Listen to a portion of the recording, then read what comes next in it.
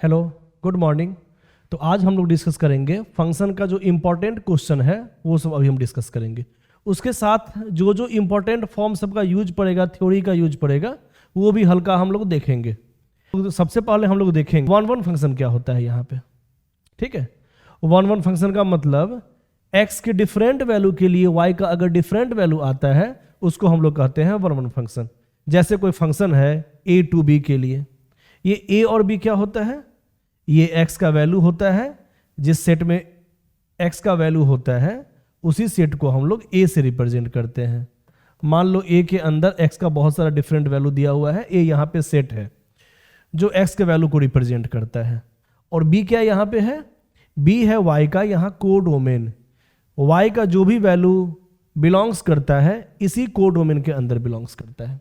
ठीक है, मतलब मान लो अगर a के अंदर 1 2 3 4 चार एलिमेंट है तो ये चारों एलिमेंट x का वैल्यू है जो x का डोमेन कहलाता है।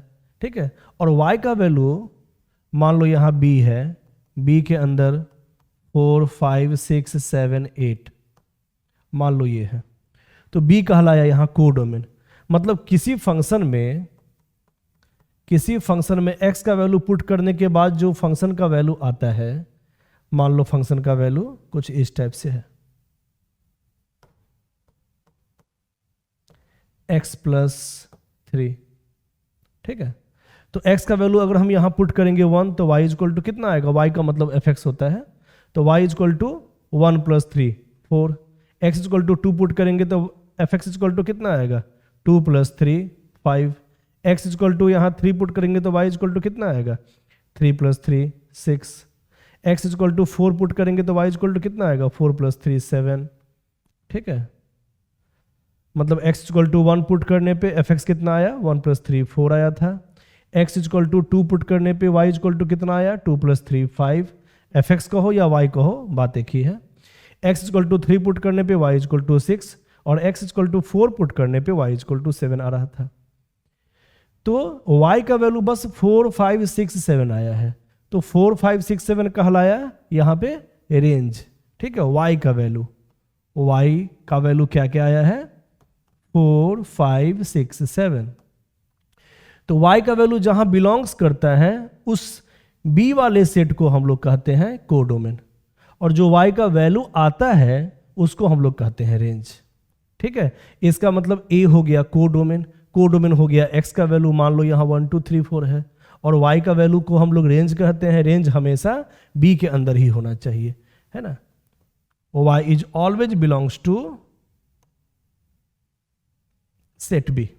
ठीक है, y का सारा वैल्यू b के अंदर होना चाहिए, तो b के वैल्यू को हम लोग कहते हैं कोडोमेन। अब b के अंदर जो y का वैल्यू आता है उसको हम लोग कहते हैं रेंज। मतलब यहां रेंज हो गया मान लो इस फंक्शन के लिए 4 5 6 7। ठीक है, इतना तो समझ में आ रहा है।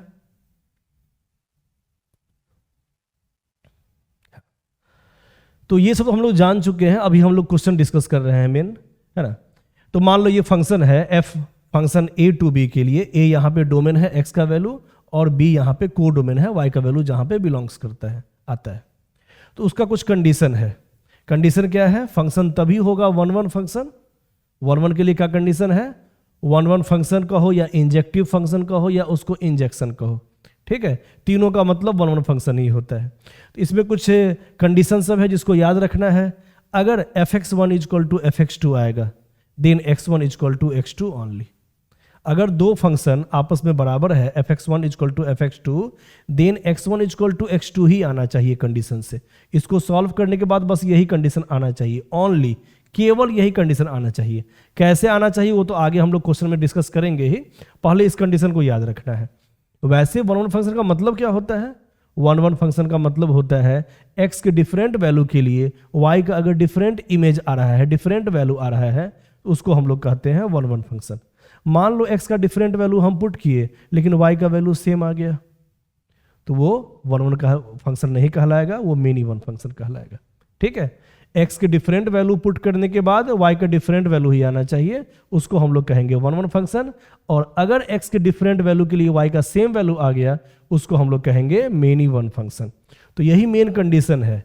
अधिकतर क्वेश्चन में ये फर्स्ट कंडीशन लगेगा, बस फर्स्ट इसको याद रखना है। अगर ये सेटिस्फाई कर गया तो वन वन फंक्शन कहलाएगा, अगर सेटिस्फाई नहीं किया तो मेनी वन फंक्शन कहलाएगा। ठीक है। और सेकेंड कंडीशन कब लगेगा? जब एक फंक्शन दो पार्ट में या दो से अधिक पार्ट में रहता है ना, तब सेकेंड कंडीशन का भी यूज पड़ता है। लेकिन जनरली फर्स्ट कंडीशन से ही वन वन फंक्शन सारा क्वेश्चन बन जाता है।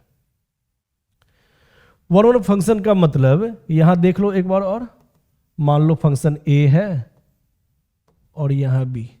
ए का मतलब एक्स का वैल्यू मान लो 1 2 3 लिखा हुआ है, और ये जो कोडोमेन है इसके अंदर 3 4 5 6 मान लेते हैं।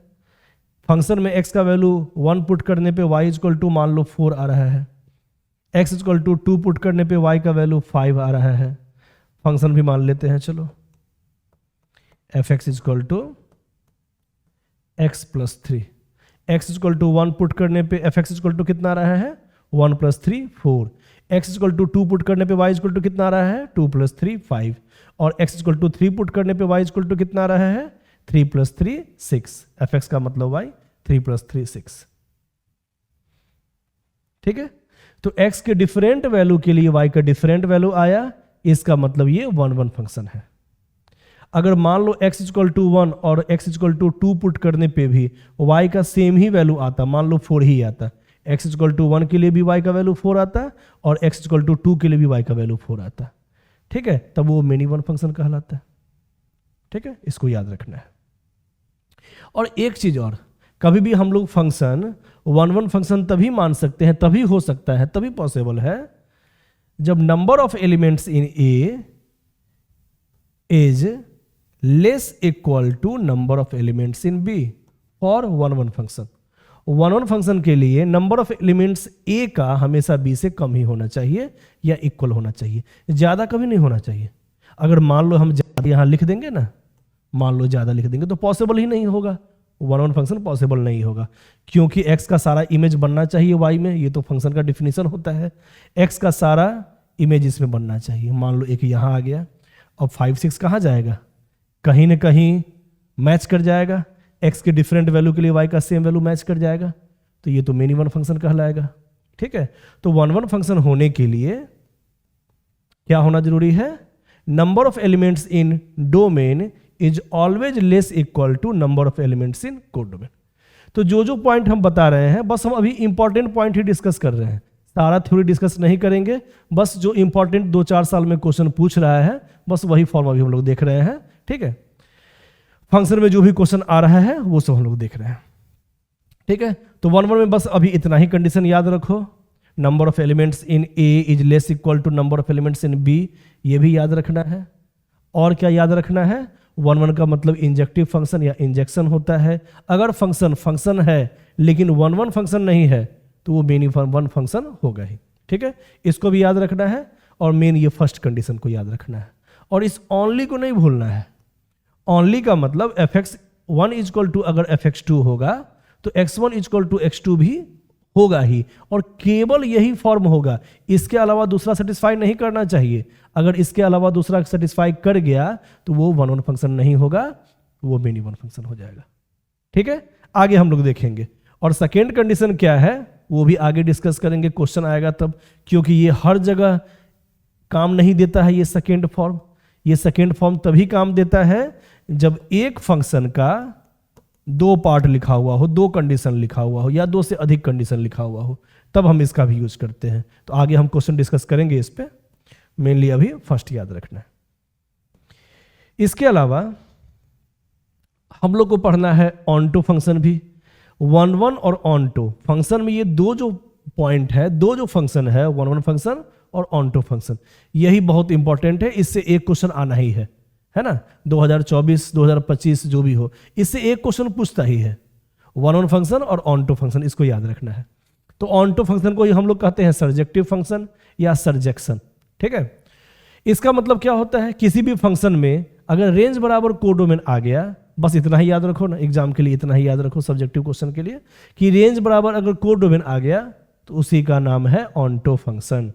जैसे यहां हम लोग डिस्कस किए थे, तो रेंज कितना आया था? अगर हम यहाँ रेंज पूछे, रेंज का मतलब y का वैल्यू क्या क्या आया था? 4 5 6, बस इतना ही आया था y का वैल्यू, ठीक है। y का वैल्यू इसी के अंदर आया था 4 5 6, 3 नहीं आ पाया था। कोडोमेन क्या था? कोडोमेन 3 4 5 6 था, लेकिन रेंज क्या आया है? 4 5 6, 3 नहीं आया है। मतलब रेंज कोडोमेन के बराबर नहीं है, क्योंकि ये तुम्हारा रेंज हो गया 4 5 6 और कोडोमेन तुम्हारा 3 4 5 6 हो गया। अगर x के डिफरेंट वैल्यू पुट करने के बाद y का कोडोमेन का सारा वैल्यू यहां सेटिस्फाई करता, तब यहां पे रेंज बराबर कोडोमेन हो जाता, ऑन्टो फंक्शन हो जाता। लेकिन ये ऑन्टो फंक्शन है ना, ऑन्टो फंक्शन होने के लिए रेंज बराबर कोडोमेन होना जरूरी है। तो रेंज बराबर कोडोमेन नहीं होगा तो ऑन्टो फंक्शन नहीं कहलाएगा, इंटो फंक्शन कहलाएगा, है ना। If range is not equal to codomain तो इसका नाम है इंटो फंक्शन। याद रखना है ये सब, इंटो फंक्शन इतना ही है। इंटो फंक्शन, जो फंक्शन तो हो लेकिन ऑन्टो फंक्शन नहीं हो, वो इंटो फंक्शन ये भी कह सकते हैं, ठीक है। मतलब रेंज बराबर कोडोमेन हो गया तो ऑन्टो फंक्शन, और रेंज बराबर कोडोमेन नहीं हुआ तो इंटो फंक्शन। आगे बढ़ते हैं। अच्छा, एक चीज और है, इसमें नंबर ऑफ एलिमेंट्स, पहले एग्जांपल से देख लो दोबारा इसमें भी।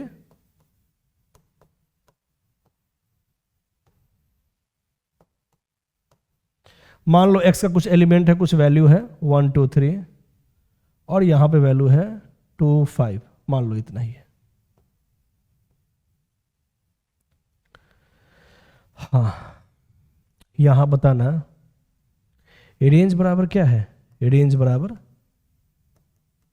बराबर 2 5, क्योंकि x के हर एलिमेंट के लिए y का वैल्यू 2 और 5 सारा का सारा कोडोमेन का एलिमेंट आ गया, है ना।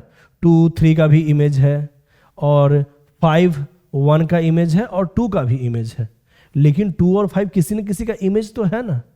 इसका मतलब रेंज तो 2 और 5 हो गया, क्योंकि x के हर वैल्यू के लिए y का जो वैल्यू आया है वो 2 और 5 कोडोमेन के सारे एलिमेंट को ले लिया। इसका मतलब रेंज बराबर 2 5, और रेंज और कोडोमेन इक्वल टू भी 2 5 ही था, सारा का सारा एलिमेंट यहां पे यूज हो गया। इसका मतलब रेंज बराबर कोडोमेन, ये हो गया ऑन्टो फंक्शन, ठीक है। एक चीज और याद रखना है यहां पे, number of elements in A is always greater equal to number of elements in B, ठीक है।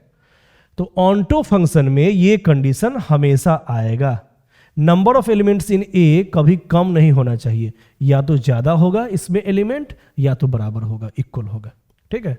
और एक फंक्शन और हम लोग को पढ़ना है, बाइजेक्टिव फंक्शन। बाइजेक्टिव फंक्शन जो 1 1 भी हो और ऑन्टो भी हो, 1 1 फंक्शन भी हो और ऑन्टो फंक्शन भी हो, उसको हम लोग कहेंगे बाइजेक्टिव फंक्शन, ठीक है। दोनों का कंडीशन सेटिस्फाई करे। इसमें क्या होता है, number of elements in A is equal to number of elements in B होता है, ठीक है, बाइजेक्टिव फंक्शन। तो क्या क्या हम लोग यहां पर हैं, 1 1 function, number of elements in A is less equal to number of elements in B, और x के डिफरेंट वैल्यू के लिए y का डिफरेंट वैल्यू ही होना चाहिए, ये कहलाएगा 1 1 फंक्शन।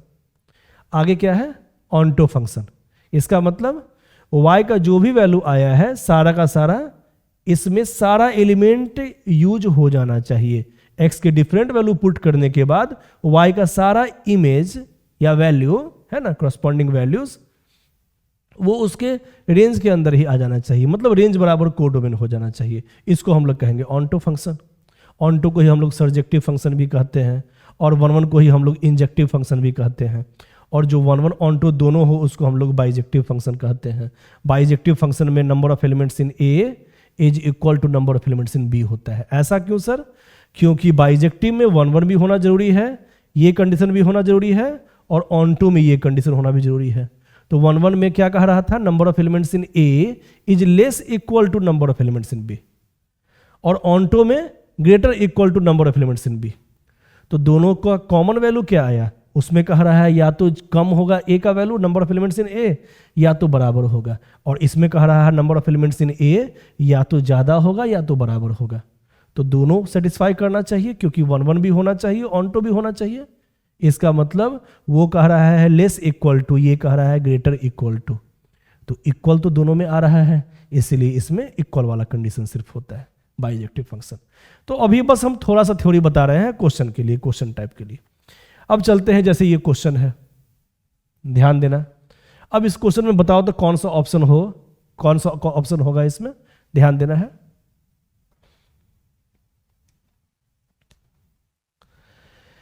इसमें कौन सा ऑप्शन होगा बताओ। fx equal to x cube, तो ये फंक्शन 1 1 है कि ऑन टू है या नहीं है बताना है। तो चलो हम लोग चेक करते हैं। fx1 equal to fx2 then must be x1 equal to x2 only. पहले हम चेक करते हैं 1 1 का कंडीशन। 1 1 कभी भी चेक करना होगा, इस कंडीशन से हम चेक कर सकते हैं। लेकिन एक एक पॉइंट को याद रखना है, अगर इसको हम लोग सॉल्व करते हैं तो ये फॉर्म आना चाहिए, और ओनली केवल यही फॉर्म आना चाहिए, दूसरा फॉर्म नहीं आना चाहिए। चेक करके देखते हैं। तो fx1 इक्वल टू कितना हो जाएगा, यहां पुट करेंगे x1 तो यहां हो जाएगा x1 का क्यूब, और fx2 का मतलब x2 का cube, x1 cube minus x2 cube equal to 0। A cube minus B cube क्या होता है, A cube minus B cube, A minus B into A square plus B square plus A B, ठीक है।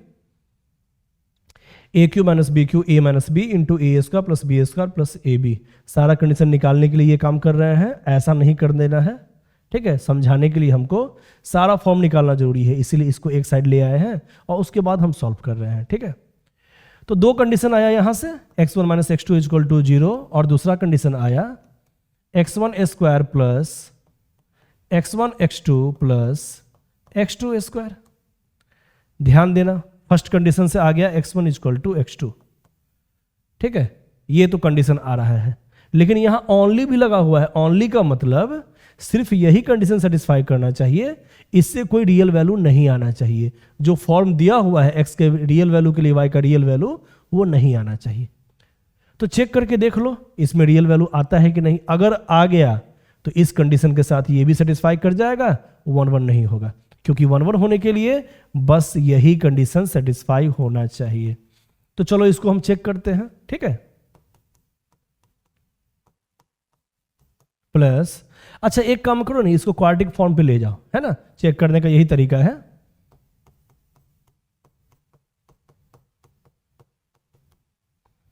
हम इसको quadratic form पे ले गए हैं, x1 के क्वाड्रेटिक फॉर्म पे। तो ये हो गया मान लो X square plus B X plus C. इसको कैसे सॉल्व करते हैं, इस क्वाड्रेटिक इक्वेशन को लिखते हैं ना, x equal to minus B, तो कॉफिशिएंट यही ना है minus B, plus minus under root D, D equal to B square minus 4ac minus 4a, a है 1 और c है x2 का स्क्वायर बाई 2a, है ना। x1 स्क्वायर का कॉफिशिएंट यहाँ 1 है, x1 का कॉफिशिएंट यहाँ b है, मान लो ये b है, x2 है, और ये कांस्टेंट है c है मान लो। जैसे हम लोग क्वाड्रेटिक इक्वेशन सॉल्व करते हैं वहीं पे यहाँ वहाँ जैसे हम लोग सॉल्व करते थे क्वाड्रेटिक इक्वेशन में ax square plus B X plus C, इस फॉर्म में कैसे हम लोग मानते थे, x equal to minus B plus minus under root B square minus 4ac by 2a।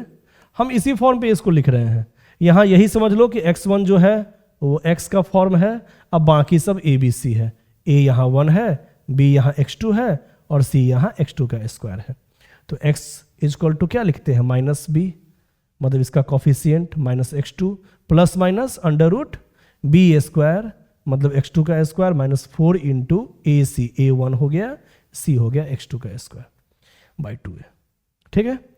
अब यहां जो डिस्क्रिमिनांट आया है रूट के अंदर, ये ध्यान से देखो, x2 square minus 4x2 square, ये डिस्क्रिमिनांट कितना आ गया, डिस्क्रिमिनांट आ गया x2 square minus 4x2 square minus 3x2 square. Discriminant negative आ गया, इसका मतलब ये रियल नहीं है ना, नॉट रियल, रियल फॉर्म नहीं है, मतलब x1 x2 का वैल्यू यहां रियल नहीं आ रहा है इस कंडीशन से। तो ये कंडीशन तो वैसे ही हट गया, क्योंकि हम डिस्क्रिमिनांट इसको क्वाड्रेटिक फॉर्म मान के हम इस क्वेश्चन को बना के देखे हैं, तो डिस्क्रिमिनांट का जो वैल्यू है वो निगेटिव में आ रहा है। डिस्क्रिमिनांट जब भी निगेटिव में आता है तो x1 का रियल वैल्यू नहीं आएगा। ठीक है, इसका मतलब ये कंडीशन सेटिस्फाई नहीं कर रहा है, तो ओनली एक ही कंडीशन सेटिस्फाई कर रहा है, इसका मतलब ये 1-1 फंक्शन है। ठीक है, 1-1 है। सर 1-1 तो यहां भी है, तो ये भी हो सकता है। देखते हैं, तो ऑनटो भी चेक किया जाए कि ऑनटो है कि नहीं। अब चेक करते हैं यहां ऑनटो है कि नहीं। ऑनटो का मतलब क्या होता है? रेंज बराबर codomain.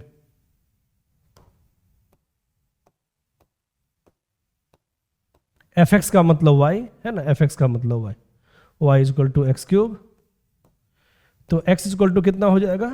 x equal to y का पावर 3 उधर जाएगा तो 1/3। याद रखना एक चीज, क्या बोल रहे हैं कि x का वैल्यू जब भी निकालना हो, मतलब डोमेन का वैल्यू जब भी निकालना हो, तो y इक्वल टू होना जरूरी है। y का मतलब fx इक्वल टू होना जरूरी है। लेकिन अभी हम रेंज चेक कर रहे हैं, मतलब y का वैल्यू चेक कर रहे हैं। तो y का वैल्यू जब भी चेक करेंगे तो हम लोग x का वैल्यू निकालेंगे। तो इसीलिए हम x इक्वल टू करके 3 उधर गया तो 1/3 हो गया। अब तुम लोग बताओ कि y का वैल्यू हम क्या क्या पुट कर सकते हैं। ये क्यूब रूट है, क्यूब रूट के अंदर y का वैल्यू पॉजिटिव भी होता है, निगेटिव भी होता है, मतलब y belongs to any real value. अगर यही रूट होता तो रूट के अंदर निगेटिव नहीं होता, क्योंकि रूट के अंदर जब भी निगेटिव होता है, जैसे यहां देखे थे ना रूट के अंदर निगेटिव आ रहा था, तो वो रियल नहीं होता है। लेकिन क्यूब रूट के अंदर रियल भी हो सकता है, इमेजिनरी भी हो सकता है। तो y का वैल्यू हम क्या क्या पुट कर सकते हैं यहाँ पे? कुछ भी, एनी रियल वैल्यू। इसका मतलब रेंज बराबर रियल वैल्यू, और कोडोमेन इक्वल टू भी रियल नंबर दिया हुआ है। इसका मतलब रेंज बराबर कोडोमेन, दोनों का वैल्यू आर ही आया है। इसका मतलब ये ऑनटो फंक्शन भी है, मतलब 1-1 भी है और ऑनटो भी है। इसका मतलब डी ऑप्शन हो गया। ठीक है, आगे बढ़ते हैं। यहां चेक करो क्या क्या दिया हुआ है। फंक्शन a टू b के लिए, a के अंदर एलिमेंट है 1 2 3 और b के अंदर एलिमेंट है 4 5 6 7। ठीक है, आराम से देखो मैपिंग फॉर्म से। x इक्वल टू, याद रखना ये रिलेशन फॉर्म में लिखा हुआ है, ऑर्डर्ड पेयर फॉर्म में लिखा हुआ है।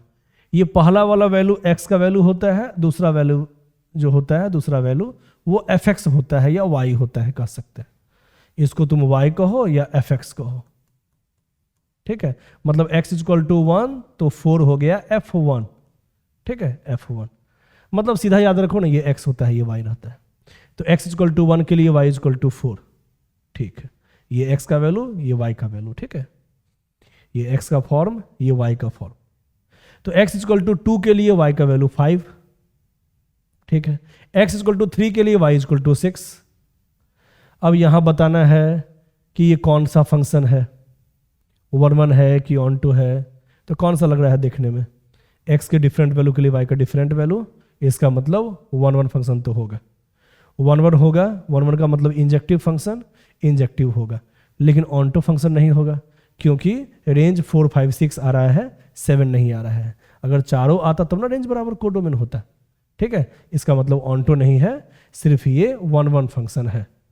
तो 1-1 का मतलब इंजेक्टिव फंक्शन। ठीक है, आगे बढ़ते हैं।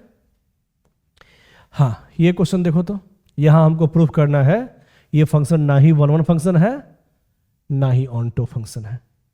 कैसे चेक करें? ना ही 1-1 है, ना ही ऑनटो है।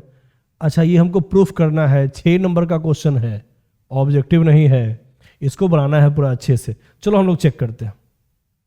फंक्शन दिया हुआ है x का वैल्यू रियल वैल्यू, और कोडोमेन भी दिया हुआ है रियल वैल्यू। इसके लिए हमको चेक करना है। चेक करते हैं, सबसे पहला काम 1-1 फंक्शन चेक करो है या नहीं। 1-1 फंक्शन क्या कंडीशन होता है? fx1 equal to fx2, then must be x1 equal to x2 only. Check करते हैं, पुट कर दो x1 पुट करेंगे, मतलब यहां भी x1 पुट करना है, x1 by x1 square plus 1 fx2 यहाँ x2 तो यहाँ भी x2 जाएगा, x2 बाई x2 का स्क्वायर प्लस 1, ठीक है, cross multiplication, x1 x2 square plus x1 multiply करो, x1 का स्क्वायर इंटू x2, हाँ 1 से इसमें करो तो x2 कितना आ गया, सारे फॉर्म को एक साइड ले आओ ताकि हम कॉमन ले सकें।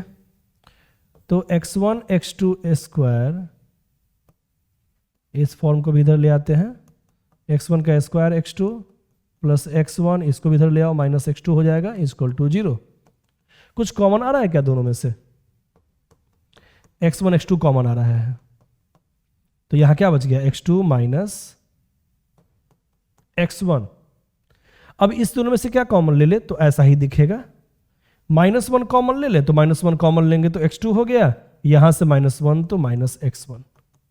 अब दोनों में से कॉमन लेते हैं x2 माइनस x1, तो बच गया यहां x1 x2 minus 1 equal to 0। देख लो बढ़िया से, तो चेक करें कि 1 1 है कि नहीं। दो कंडीशन आ गया यहां पे, एक कंडीशन आ गया x2 minus x1 equal to 0, इसका मतलब x2 इक्वल टू x1, तो ये तो तुम्हारा 1 1 का कंडीशन आ गया। लेकिन सेकेंड कंडीशन भी है, और सेकेंड कंडीशन को हम लोग जब सेटिस्फाई करके देखते हैं तो क्या ये पॉसिबल है? x1 x2 इक्वल टू 1, तो x1 इक्वल टू कितना हो गया, 1 बाई x2। तो इस कंडीशन के अलावा दूसरा भी कंडीशन आ रहा है, क्योंकि यहां पे रियल वैल्यू पुट करेंगे। फॉर एग्जांपल x1 x2 क्या है, यहां दिया हुआ है रियल वैल्यू, है ना, डोमेन यहां पे रियल वैल्यू मतलब एनी रियल वैल्यू। तो x2 इक्वल टू अगर हम 2 पुट करते हैं तो x1 इक्वल टू कितना आता है, 1 बाई 2, जबकि 1 1 के लिए सिर्फ x1 इक्वल टू x2 आना चाहिए, दोनों इक्वल वाला फॉर्म आना चाहिए। बस ये फॉर्म, यहां डिफरेंट वाला भी फॉर्म सेटिस्फाई कर रहा है। तो अगर दूसरा कंडीशन भी सेटिस्फाई कर रहा है, इसका मतलब ये 1 1 फंक्शन तो नहीं होगा, क्योंकि यहां पे देख लो एग्जांपल, यहीं से देख लो, x1 इक्वल टू 2 तो x2 equal to 1 by 2 put करेंगे तो सेटिस्फाई कर रहा है 1। x1 equal to 3, x2 equal to 1 by 3 रखेंगे, 1 आ रहा है, मतलब ये कंडीशन भी सेटिस्फाई कर रहा है, और एक कंडीशन ये दिया हुआ है, ये तो सेटिस्फाई करेगा ही 1 1 के लिए। तो जब भी इसके अलावा कोई दूसरा कंडीशन भी सेटिस्फाई कर गया, तब वो 1 1 फंक्शन नहीं होगा, क्योंकि 1 1 फंक्शन होने के लिए ओनली बस यही कंडीशन होना चाहिए, x1 इक्वल टू x2। इसका मतलब not 1 1 function.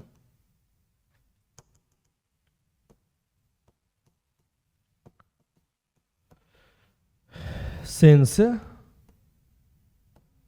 x1 equal to 1 by x2, x2 उधर जाएगा, मतलब दूसरा कंडीशन भी आ गया, इसलिए ये 1 1 फंक्शन नहीं है। ये तो समझ में आ गया। अब हम लोग चेक करते हैं ऑनटो, इसको मिटा रहे हैं, ठीक है। अब हम लोग चेक करते हैं ऑनटो फंक्शन। तो इतना पहले लिख देना है, ये 3 नंबर हो गया।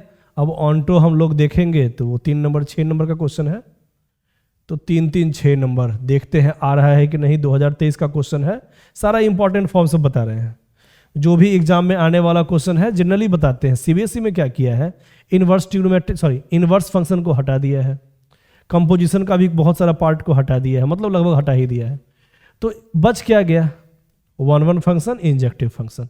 मेन यही 2 पॉइंट बचा हुआ है ना। 1 1 फंक्शन को ही इंजेक्टिव कहते हैं, और उसके अलावा onto function surjective function. 1 1 function और ऑनटो फंक्शन, ये 2 चीज में से क्वेश्चन इसमें से आना ही है, ठीक है। 1 1 ऑनटो ही क्वेश्चन आता है हर बार अभी 2-3 साल से, तो इसको तो अच्छे से याद करना है, ठीक है। तो ये क्वेश्चन देख रहे हैं, 1 1 हो गया। अब ऑनटो देखा जाए। ऑनटो फंक्शन, क्या कंडीशन होता है ऑनटो फंक्शन के लिए, रेंज बराबर कोडोमेन। तो हम क्या बताए हैं, जब भी हमको रेंज निकालना हो, y का वैल्यू निकालना हो, तो x इज इक्वल टू करना जरूरी है, और जब भी x का वैल्यू निकालना हो तो y इज इक्वल टू करना जरूरी है। तो ऑनटो के लिए हमको निकालना है x का वैल्यू, क्योंकि y का वैल्यू हम निकालना चाह रहे हैं, क्योंकि जब रेंज बराबर कोडोमेन होगा तभी ऑनटो फंक्शन कहलाएगा। तो y का वैल्यू निकालने के लिए x इज इक्वल टू करना जरूरी है। fx को हम लोग y कहते हैं, y लिख दिए, is equal to x by x square plus 1। इसको सॉल्व करो और x का वैल्यू निकालो, cross multiply, y x square minus x plus y is equal to 0। अब ये x का क्वाड्रेटिक इक्वेशन समझ लो, है ना, x का क्वाड्रेटिक इक्वेशन। तो x इज इक्वल टू क्या निकलेगा, x is equal to formula होता है क्वाड्रेटिक इक्वेशन का minus B plus minus under root D, D बराबर B square minus 4ac by 2a। ठीक है, सबको पता है ये x का हम मान लिए हैं क्वाड्रेटिक इक्वेशन। तो उसके अलावा जो भी फॉर्म बचेगा उसको हम लोग कॉफिशिएंट कहेंगे, जिसमें ax स्क्वायर होता है तो a बराबर यहाँ y हो गया, b is equal to x का कॉफिशिएंट क्या है -1 और c is equal to y। अब जो भी a b c का वैल्यू यहाँ पे है वो पुट कर दो, तो क्या क्या आ गया, x is equal to minus b minus minus plus 1 plus minus under root B square minus 1 का square 1 minus 4ac y into y y square by 2a, a है y। अब ध्यान देना, हम क्या बोले हैं कि y का वैल्यू निकालने के लिए x इज इक्वल टू करना जरूरी है, और x का वैल्यू अगर पूछता, मतलब डोमेन पूछता, तो y इज इक्वल टू करना जरूरी है। तो फंक्शन का मतलब तो y इज इक्वल टू पहले से दिया हुआ होता है, और हमको यहाँ x नहीं पूछ रहा है, हमको यहाँ y पूछ रहा है, और y बताएंगे, रेंज बताएंगे, तभी तो हमको निकल पाएगा कि ये ऑनटो फंक्शन है कि नहीं। तो y का वैल्यू जब भी निकालना होगा तो x इज इक्वल टू कर लेना, कर लिए x इज इक्वल टू। अब इसमें बताओ तो y का वैल्यू क्या क्या यहाँ सेटिस्फाई कर सकता है, क्या क्या हो सकता है। x का वैल्यू है ना, y का वैल्यू यहाँ क्या क्या आ सकता है। सबसे पहली बात है कि रूट के अंदर वाला फॉर्म ऑलवेज पॉजिटिव होना चाहिए, रूट के अंदर वाला फॉर्म निगेटिव नहीं आना चाहिए, क्योंकि रूट के अंदर अगर निगेटिव वैल्यू आ गया तो x का रियल वैल्यू नहीं कहलाएगा। लेकिन क्वेश्चन में कह रहा है x का रियल वैल्यू होना चाहिए। तो सबसे पहले हम लिखेंगे रूट के अंदर वाला फॉर्म, क्योंकि रियल फॉर्म होना चाहिए। सीधा सा बात है कि रियल फॉर्म के लिए रूट के अंदर का फॉर्म निगेटिव नहीं होना चाहिए। तो 1 minus 4y square is always greater equal to positive. सबको पता है कि डिस्क्रिमिनेंट पॉजिटिव होना चाहिए, इक्वल टू 0 होना चाहिए, निगेटिव नहीं होना चाहिए, क्योंकि डिस्क्रिमिनेंट अगर निगेटिव हो गया इसका मतलब रूट्स रियल नहीं है, x का वैल्यू रियल नहीं है, लेकिन x का वैल्यू तो रियल होना चाहिए। तो रूट के अंदर वाला फॉर्म कभी भी आएगा ना तो उसको हमेशा पॉजिटिव लिखना है, ऐसे लिखना है। ठीक है, अब इसको सिंप्लीफाई कर लो ना, सीधा देख लो यहाँ पे 1 माइनस 2y, इसको फैक्टराइज कर लेना सबसे पहला काम, 1 प्लस 2y है ना, ये 1 का स्क्वायर था, ये माइनस 2y का स्क्वायर था, तो 1 का स्क्वायर माइनस 2y का होल स्क्वायर क्या होता है, a square minus b square, a minus B into a plus b. इसके बाद हमको चेक करना है यहाँ पे कि y का वैल्यू सारा वैल्यू सेटिस्फाई करेगा क्या 0 से ज़्यादा होने के लिए, क्योंकि y का यहाँ पे ऑल रियल वैल्यू सेटिस्फाई करेगा तभी तो रेंज बराबर कोडोमेन आएगा। तो अगर नहीं समझ में आ रहा है तो हम लोग पढ़े थे इनइक्वलिटीज, जिसमें हम लोग क्या करते हैं, सीधा याद रखना, ऐसा फॉर्म कभी भी आएगा पॉजिटिव या नेगेटिव चेक करने वाला, तो इसका निकालते हैं हम लोग क्रिटिकल पॉइंट। क्रिटिकल पॉइंट का मतलब सारे फैक्टर को 0 से इक्वेट करो, और y का वैल्यू निकालो। इस फॉर्म को भी, इसका यूज हम लोग हमेशा करते हैं, मैक्सिमम मिनिमम में भी करते हैं ये वाला फॉर्म, है ना। तो 2y इज इक्वल टू -1, तो y इज इक्वल टू -1/2। ठीक है, इसके बाद हम लोग क्या करेंगे, एक साइन स्कीम बनाएंगे। ये हम रेंज निकालना बता रहे हैं, वैसे तो हम लोग इसको प्रूफ करने के लिए इतना पे भी छोड़ सकते हैं कि y का वैल्यू अगर 1 पुट करेंगे, ध्यान देना, y का वैल्यू 1 पुट करेंगे तो 1 माइनस 2 -1 हो जाएगा, और यहाँ 1 पुट करेंगे तो 1 + 2 3 हो जाएगा, -1 × 3 निगेटिव फॉर्म, मतलब y का वैल्यू 1 सेटिस्फाई नहीं कर पा रहा है, क्योंकि 0 से ज़्यादा नहीं हो रहा है, निगेटिव में आ रहा है इसका आंसर। इसका मतलब ऑल रियल वैल्यू के बराबर नहीं हो रहा है y का वैल्यू। इस कंडीशन को सेटिस्फाई करने के लिए y इज इक्वल टू 1 रखते हैं, तो 1 माइनस 2 -1 आ रहा था, और 1 + 2 × 1 3 आ रहा था, 3 × -1 -3 आ जाता है, -3 निगेटिव नंबर है, तो निगेटिव नंबर सेटिस्फाई नहीं कर रहा है ना, निगेटिव फॉर्म सेटिस्फाई नहीं करेगा क्योंकि 0 से ज़्यादा होना चाहिए। इसका मतलब y का वैल्यू हर वैल्यू सेटिस्फाई नहीं कर रहा है, इसका मतलब y ऑल रियल वैल्यू नहीं है। तो समझने के लिए तो हम इतना से भी काम चला सकते हैं, लेकिन हमको तो यहाँ फॉर्म दिखाना है कॉपी पे। तो इसके लिए हमको ये सब्जेक्टिव क्वेश्चन में 6 नंबर वाले क्वेश्चन में इस टाइप से बनाना ही पड़ेगा। कैसे बना रहे हैं ध्यान देना, क्रिटिकल पॉइंट दोनों का निकालना है, मतलब 0 से इक्वेट करके, उसके बाद साइन स्कीम पे माइनस इन्फाइनाइट से इन्फाइनाइट वाले फॉर्म पे y का वैल्यू जो भी है वो पुट कर देना है। ये सब y का वैल्यू है नीचे वाला, ठीक है। अब हमको चेक करना है कि y का वैल्यू 1/2 से अधिक रखने पे, मतलब 1/2 से इन्फाइनाइट के बीच में रखने पे, क्या इस पूरे फॉर्म का वैल्यू पॉजिटिव आता है कि निगेटिव आता है, चेक करो। तो y का वैल्यू 1/2 से इन्फाइनाइट कुछ भी रखो, तो y का वैल्यू जो 1/2 से इन्फाइनाइट रखेंगे, फॉर एग्जाम्पल 3, 4, 5, मतलब 1/2 से इन्फाइनाइट के बीच में हम कुछ भी लेके देख सकते हैं। फॉर एग्जाम्पल 3 ही ले लो ना, यहाँ रखो तो 3, 1 - 2 × 3, 1 - 6 हो जाएगा, ये 3 रखेंगे तो 2 × 3 6, और 1 - 6 हो जाता है -5, और यहाँ रखेंगे 3 तो 1 + 6 7, 7 × -5 निगेटिव फॉर्म है ना, -35 निगेटिव फॉर्म। अच्छा, y का वैल्यू -1 से 1 के बीच में कुछ भी रख के देखेंगे इस फॉर्म में y के जगह पे, तो इस पूरे का वैल्यू क्या आएगा, रख के देखते हैं। फॉर एग्जाम्पल 0 पुट कर दो, -1/2 से 1/2 के बीच का नंबर मान लेते हैं, 0 ले लिए तो 0 पुट कर दो, तो 0 रखेंगे तो यहाँ 1 बच जाएगा, यहाँ भी 0 रखेंगे तो 1 बच जाएगा, तो 1 × 1 1 पॉजिटिव नंबर आ रहा है। मतलब अभी इसका साइन चेक कर रहे हैं कि y का वैल्यू 1/2 से अधिक रखने पे इस पूरे का साइन पॉजिटिव में आता है कि निगेटिव में, और -1/2 से 1/2 के बीच में रखते हैं तो पॉजिटिव में आ रहा है, और यहाँ रखेंगे तो निगेटिव में आएगा, क्योंकि हमेशा अल्टरनेट में ही आता है, माइनस प्लस माइनस, जब भी पावर ऑड नंबर होता है फैक्टर सबका तो अल्टरनेट में ही आता है, ठीक है। तो y का वैल्यू जब -1/2 से 1/2 रखते हैं तभी ना इसका वैल्यू पॉजिटिव में हम लोग चेक किए हैं, पॉजिटिव में आ रहा था। तो हमको तो यही चेक करना था कि 0 से अधिक कब आ रहा है, क्योंकि ये वैल्यू रियल होना चाहिए, है ना। रियल होने के लिए ये पॉजिटिव होना चाहिए, x का वैल्यू रियल होने के लिए ये फॉर्म पॉजिटिव होना चाहिए, वही चेक कर रहे हैं। तो पॉजिटिव कब आ रहा है, जब y का वैल्यू -1/2 से 1/2 रखते हैं, मतलब इतना ही कंडीशन सेटिस्फाई करेगा बस, -1/2 से 1/2, मतलब y का वैल्यू यही आया इसको पॉजिटिव बनाने के लिए, और ये पॉजिटिव बनेगा तभी x रियल वैल्यू हो सकता है।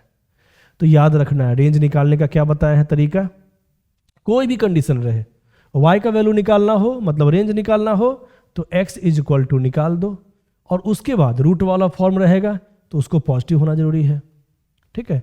तो रूट के अंदर वाले फॉर्म को हम देखें पॉजिटिव कब कब होगा, तो पॉजिटिव निकालने का तरीका क्या है, सारे फैक्टर को 0 से इक्वेट कर दो, साइन स्कीम बनाओ, और उसके बाद y का वैल्यू 1/2 से अधिक रख के देखो इसमें कि इस पूरे का वैल्यू मल्टीप्लाई करने के बाद पॉजिटिव आता है कि निगेटिव, कुछ भी लेके देख सकते हो, 1/2 से ज़्यादा कुछ भी, 1 2 3 4 कुछ भी y की जगह पुट करके देखो इसका वैल्यू पॉजिटिव आता है कि निगेटिव। तो हम लोग चेक किए हैं तो निगेटिव आ रहा था, इसके बीच का नंबर रख के देखते हैं y का वैल्यू, तो इस पूरे का वैल्यू जो आ रहा है वो पॉजिटिव में आ रहा था। अब -1/2 से कम रख के देखेंगे, फॉर एग्जाम्पल -1 रख के ही देख लो, रखो -1 इसके बीच का, -1 रखेंगे ना यहाँ पे तो -+2 हो जाएगा, 1 + 2 3, यहाँ पॉजिटिव नंबर आ जाएगा, और यहाँ रखेंगे -1 तो 1 - 2 -1 निगेटिव नंबर आ जाएगा। तो पॉजिटिव मल्टीप्लाई निगेटिव, यहाँ निगेटिव वैल्यू आ रहा है इस पूरे का, तो इस पूरे का पॉजिटिव वैल्यू कब आ रहा है, -1/2 से 1/2। इसका मतलब y is not equal to all real value, है ना। y का सारा वैल्यू पॉसिबल नहीं है, सारा रियल वैल्यू पॉसिबल नहीं है, बस y का वैल्यू इतना ही पॉसिबल है। इसका मतलब range is not equal to, है ना, range is not equal to codomain.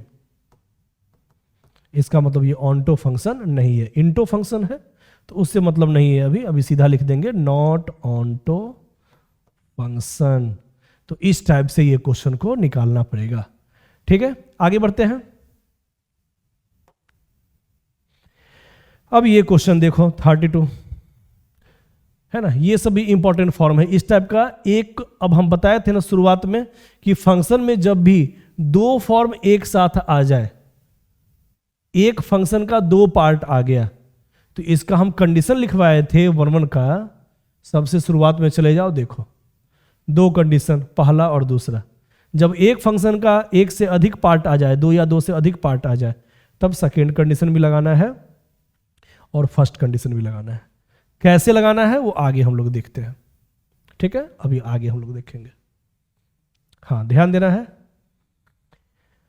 और फंक्शन में दिया हुआ है कि x का वैल्यू लेना है नेचुरल नंबर, और कोडोमेन भी नेचुरल नंबर ही होना चाहिए। तो चेक करते हैं 1 1 है कि नहीं, ऑन है कि नहीं। तो इस टाइप के क्वेश्चन में जब भी फंक्शन का 2 पार्ट में फॉर्म बने तो इसको कैसे हम लोग सोचेंगे, ध्यान देना। 1 1 फंक्शन का यहां पे 4 कंडीशन लगेगा। 1 1 फंक्शन का 4 कंडीशन लगेगा। ध्यान देना, बहुत इंपॉर्टेंट फॉर्म है, पूछता है ये, इस टाइप का क्वेश्चन हमेशा पूछता है। Condition 1, case 1, if x1 x2 both are even number. अगर x1 x2 दोनों का दोनों इवन नंबर है, ध्यान देना है, तो कंडीशन क्या होता है 1 1 का, fx1 is equal to fx2 then x1 is equal to x2 only. ठीक है, चेक करते हैं। fx1 is equal to fx2। अब तुम ही बताओ कि x1 x2 अगर इवन नंबर है, ध्यान देना, x1 x2 अगर इवन नंबर है तो इवन नंबर के लिए कौन कंडीशन लेंगे, ऊपर वाला कि नीचे वाला। fx बराबर, जब x इवन नंबर है तो ये कंडीशन लगेगा, तो fx1 इज इक्वल टू हो जाएगा x1 माइनस 1, और x2 को भी हम इवन नंबर ही माने हैं, तो इवन नंबर के लिए हमेशा यही कंडीशन लेना है, x2 माइनस 1, है ना। fx2 is equal to x2 minus 1, इसका मतलब x1 is equal to x2 आ गया, एक ही कंडीशन आया, और दोनों इवन नंबर है तो even is equal to even तो पॉसिबल है ही, है ना, मतलब ये केस सही है। केस नंबर 2, ठीक है, if x1 is equal to even number और x2 is equal to odd number. अच्छा, अभी ये बाद में लेंगे कंडीशन, पहले हम लेते हैं एक इवन नंबर ले लिए हैं, और एक बार हम लेते हैं if x1 x2 both are odd number. ठीक है, पहले ये मान लेते हैं, अगर x1 x2 दोनों का दोनों ऑड नंबर है, ठीक है, तब क्या होगा, फिर से लगाओ कंडीशन 1 1 का जो कंडीशन होता है, if fx1 is equal to fx2 then must be, implies का मतलब देन मस्ट बी कह सकते हैं, then must be x1 is equal to x2 only. ये कंडीशन आना चाहिए, चेक करते हैं। अब x1 x2 यहां ऑड नंबर है, तो जब x का वैल्यू ऑड नंबर होगा तो कौन सा कंडीशन लेंगे, है ना, ये फर्स्ट वाला। तो fx1 x1 x2 यहां ऑड नंबर माने हुए हैं केस 2 में, तो fx1 इज इक्वल टू हो जाएगा x1 प्लस 1, और x2 को भी ऑड नंबर माने हुए हैं तो fx2 बराबर x2 प्लस 1, 1 से 1 हट गया, x1 is equal to x2, और दोनों ऑड नंबर है तो इक्वल तो होगा ही, मतलब केस 1 भी सेटिस्फाई कर गया और केस 2 भी सेटिस्फाई कर गया। Case 3, case 3, if x1 is equal to odd number और x2 is equal to even number. ठीक है, अगर x1 ऑड नंबर है और x2 इवन नंबर है तब क्या करेंगे, है ना, अगर x1 ऑड नंबर है x2 इवन नंबर, अब यहां से नया फॉर्म आ जाता है। अब तुम ही बताओ कि एक नंबर अगर ऑड रहे एक नंबर इवन रहे तो इक्वल तो नहीं होगा, तो नॉट इक्वल वाला जो कंडीशन लिखाए थे सेकेंड वाला, उसका यूज यहां पे पड़ेगा। ठीक है, क्या लिखवाए थे इसमें condition, x1 is not equal to x2 then must be fx1 is not equal to fx2। जब x1 ऑड मानेंगे x2 इवन मानेंगे तो ये सेकेंड वाला कंडीशन लगाना है फंक्शन का। देख लो एक बार दोबारा, है ना, इस कंडीशन को याद रखना है।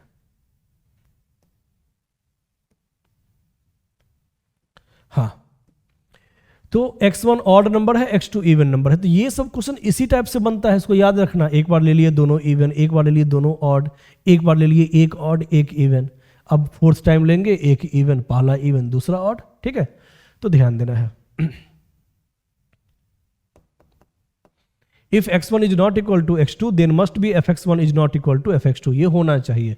तो सबको पता है कि x1 तो ऑड नंबर है और x2 तो इवन नंबर लिए हुए हैं, तो ये तो इक्वल नहीं ही है, क्योंकि हम जानते हैं कि odd is not equal to even. इतना तो सेटिस्फाई हो गया, तो ये भी सेटिस्फाई करना चाहिए। चलो हम लोग कोशिश करते हैं कि ये भी ऐसा ही फॉर्म आना चाहिए। चेक किया जाए, fx1 is not equal to fx2 है, ये चेक किया जाए। तो fx1 इज इक्वल टू क्या लिखेंगे इसमें से बताओ तो? fx1 इज इक्वल टू क्या लिखेंगे? fx1 x1 क्या माने थे? ऑड नंबर, और ऑड नंबर के लिए ये फॉर्म है, तो fx1 इज इक्वल टू हो जाएगा ऑड नंबर के लिए x1 प्लस 1।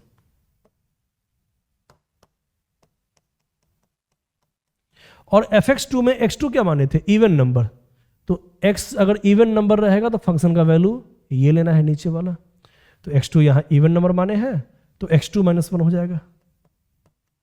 ठीक है, अब x1 यहां पे ऑड नंबर था, ध्यान देना, तो ऑड नंबर प्लस 1, और यहां x2 हम इवन नंबर माने हुए थे, तो इवन नंबर माइनस 1। तुम लोग को पता है कि ऑड नंबर में अगर हम एक जोड़ देंगे तो वो इवन नंबर बन जाएगा, और इवन नंबर में एक माइनस कर देंगे तो वो ऑड नंबर बन जाएगा। इसका मतलब even is not equal to odd, satisfy है ना। इवन कभी भी ऑड के बराबर नहीं हो सकता है, इसका मतलब ये कंडीशन सेटिस्फाई कर गया नॉट वाला, क्योंकि इवन ऑड के बराबर नहीं हो सकता है। तो इसी को जब हम आगे लेके देखे हैं तो ऑड प्लस 1 इवन आ गया, इवन माइनस 1 ऑड आ गया, मतलब even is not equal to odd होता है, मतलब ये कंडीशन भी सही है। इसका मतलब तीसरा कंडीशन भी सेटिस्फाई कर गया। ठीक है, तो फर्स्ट कर गया, सेकेंड कर गया, थर्ड कर गया। अब फोर्थ कंडीशन क्या ले, ये सब कंडीशन को याद रखना है। ठीक है, fourth condition, case 4, if x1 is equal to even number और x2 is equal to odd number, ठीक वैसे ही काम करना है ना। कंडीशन लिख देते हैं पहले, if x1 is not equal to x2 then must be fx1 is not equal to fx2। तो सबको पता है कि sir x1 is not equal to x2 तो है ही, क्योंकि x1 इवन नंबर है, एकदम वैसे ही फॉर्म आना है, और x2 ऑड नंबर है, तो इवन तो ऑड के बराबर नहीं होगा, तो ये तो कंडीशन सेटिस्फाई कर गया। तो ये चेक करो अब, fx1 is not equal to fx2, ये चेक करो। x1 यहां पे हम इवन नंबर माने हैं, तो जब भी x इवन नंबर होगा तो fx बराबर ये लिखेंगे। तो x1 को हम इवन नंबर माने हुए हैं, है ना, x1 को इवन, तो fx1 इज इक्वल टू क्या होगा x1 इवन के लिए x1 माइनस 1, और fx2 में x2 को हम लोग ऑड नंबर माने हुए हैं। ठीक है, x2 को हम लोग ऑड नंबर माने हुए, तो x2 अगर ऑड रहेगा तो fx2 बराबर x2 प्लस 1, तो x1 को हम इवन माने थे तो इवन माइनस 1, और x2 को हम लोग माने थे ऑड, ऑड प्लस 1, इवन में से एक घटाएंगे तो वो ऑड नंबर बन जाएगा, और किसी भी ऑड नंबर में 3, मान लो 3 है, 3 प्लस 1 4, किसी भी ऑड नंबर में एक जोड़ेंगे तो वो तो इवन नंबर बन जाएगा। ठीक है, तो ये कंडीशन एकदम सही है कि odd is not equal to even, मतलब ये कंडीशन भी सेटिस्फाई कर गया। तो यहाँ 4 कंडीशन लिखना पड़ेगा। ठीक है, ये थोड़ा सा लेंदी पड़ जाता है, लेकिन आसान है, इस फॉर्म को याद कर लो कि कभी भी एक फंक्शन में एक से अधिक फॉर्म आ गया तो जो कंडीशन होता है वन फंक्शन का, fx1 is equal to fx2 then must be x1 is equal to x2 only, ये कंडीशन भी लगेगा, और ये जो कंडीशन लिखवाए थे x1 is not equal to x2 then must be fx1 is not equal to fx2, ये condition भी लगेगा। जब दोनों ऑड हो या दोनों इवन हो तब तो इक्वल वाला फॉर्म हो जाएगा, ये तो होना ही है। और जब एक ऑड होगा और एक इवन हो तो नॉट वाला कंडीशन हो जाएगा, तो 2 हो गया इक्वल वाला, 2 नॉट इक्वल वाला, सेटिस्फाई कर गया। इसका मतलब 10 फंक्शन इज 1 1। ठीक है, आगे बढ़ते हैं। नेक्स्ट फॉर्म 1 1 इसका हो गया। अब ऑनटो भी हमको चेक करना है सर, इसको मिटाते हैं। ठीक है, मिटा दे, देख लेना है बढ़िया से। अब चलते हैं इसके सेकेंड पार्ट पे, ऑनटो पे। ठीक है, देखो ऑनटो फंक्शन जब भी तुमको इस थ्योरेटिकल क्वेश्चन में प्रूफ करना हो ना, और खासकर यहाँ इंटीजर दिया हुआ हो या नेचुरल नंबर दिया हुआ हो, तो डायरेक्टली भी हम लोग चेक कर सकते हैं। कैसे? अगर नेचुरल नंबर है तो नेचुरल नंबर होता कहाँ से है, स्टार्ट कहाँ से होता है? 1 से। 1 2 3 4 5, सीधा पुट करके देखो कि सारा नेचुरल नंबर आ रहा है कि नहीं। अगर सारा नेचुरल नंबर आ गया तो रेंज बराबर कोडोमेन हो गया, इसका मतलब ऑनटो फंक्शन। तो थ्योरी वाले क्वेश्चन में ऑनटो निकालना भारी नहीं है। भारी कब पड़ जाता है?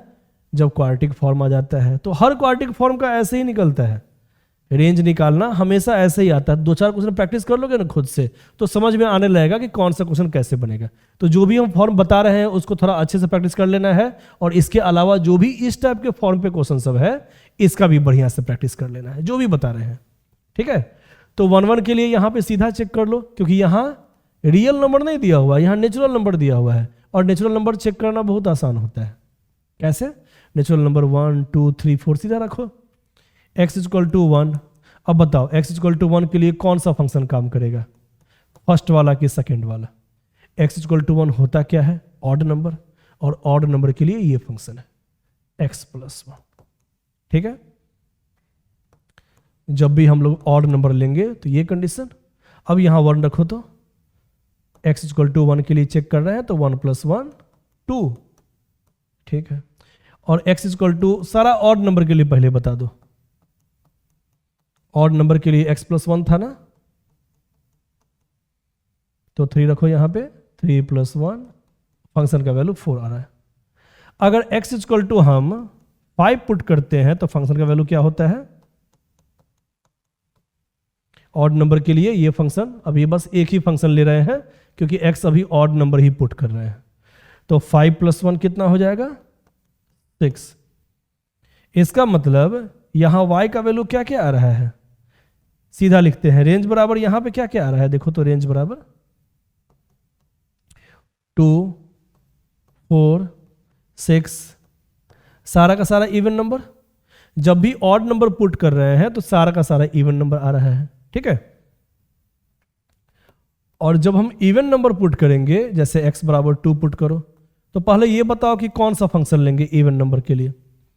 x इवन नंबर होगा तो x - 1 लेंगे, तो 2 - 1 1 हो गया। और x = 4, अगर हम 4 पुट करेंगे, है ना, इवन नंबर के लिए हमेशा यही लेना है, इवन नंबर के लिए, तो 4 - 1 कितना हो जाएगा? 3। x = अगर हम 6 पुट करेंगे तो फंक्शन का वैल्यू क्या हो जाएगा? 6 - 1 5। x = 8 पुट करेंगे तो फंक्शन का वैल्यू क्या हो जाएगा? सर इवन नंबर के लिए तो हमेशा आप यही लेते हैं ना, x - 1, 8 - 1 7।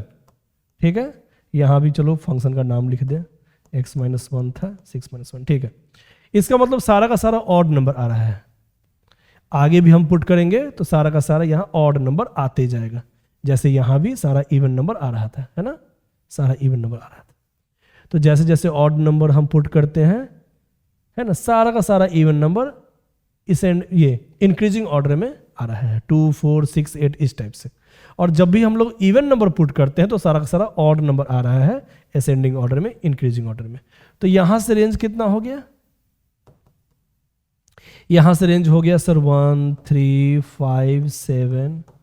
तो ओवरऑल रेंज कितना हो गया? 10।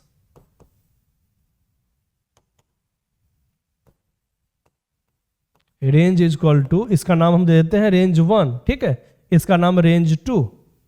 तो रेंज 1 हम ऐसे लिख सकते हैं, यूनियन रेंज 2, क्योंकि जब हम ऑड नंबर रखे हैं तो ये आ रहा है, और इवन नंबर रखे हैं तो ये फॉर्म आ रहा है।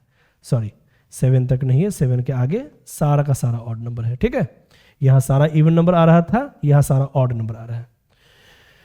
तो हमको तो रखना था नेचुरल नंबर, तो नेचुरल नंबर का ऑड पार्ट यहां पे है, इवन पार्ट यहां पे। ठीक है, तो रेंज क्या हो जाएगा? ये भी है और ये भी है, तो यूनियन देके यहां पे हम लिख सकते हैं। तो कितना आ गया? रेंज 1 और रेंज 2 का यूनियन। यूनियन का मतलब सारा फॉर्म लिख देना है, ये और ये मिला के 1 2 3 4 5 6 7 सारा हो जाएगा। इसका मतलब ऑल नेचुरल नंबर, इसका मतलब कोडोमेन।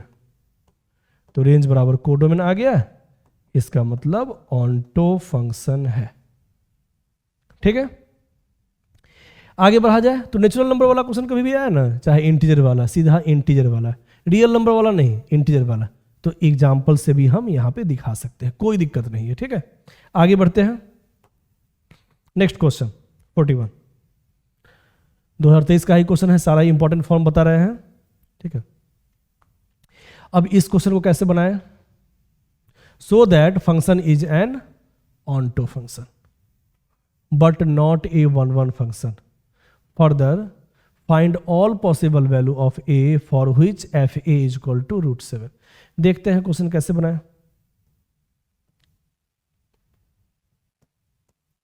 हाँ, एक्स का वैल्यू दिया हुआ है, डोमेन दिया हुआ है, और ये को डोमेन दिया हुआ है। को डोमेन का मतलब वो वाई का वैल्यू जहां बिलोंग करता है, तो चलो इसको को डोमेन ही लिख देते हैं, को डोमेन है ना। ये वाई का वैल्यू होता नहीं है एक्चुअली में, है ना, वाई का वैल्यू इसी के अंदर आता है।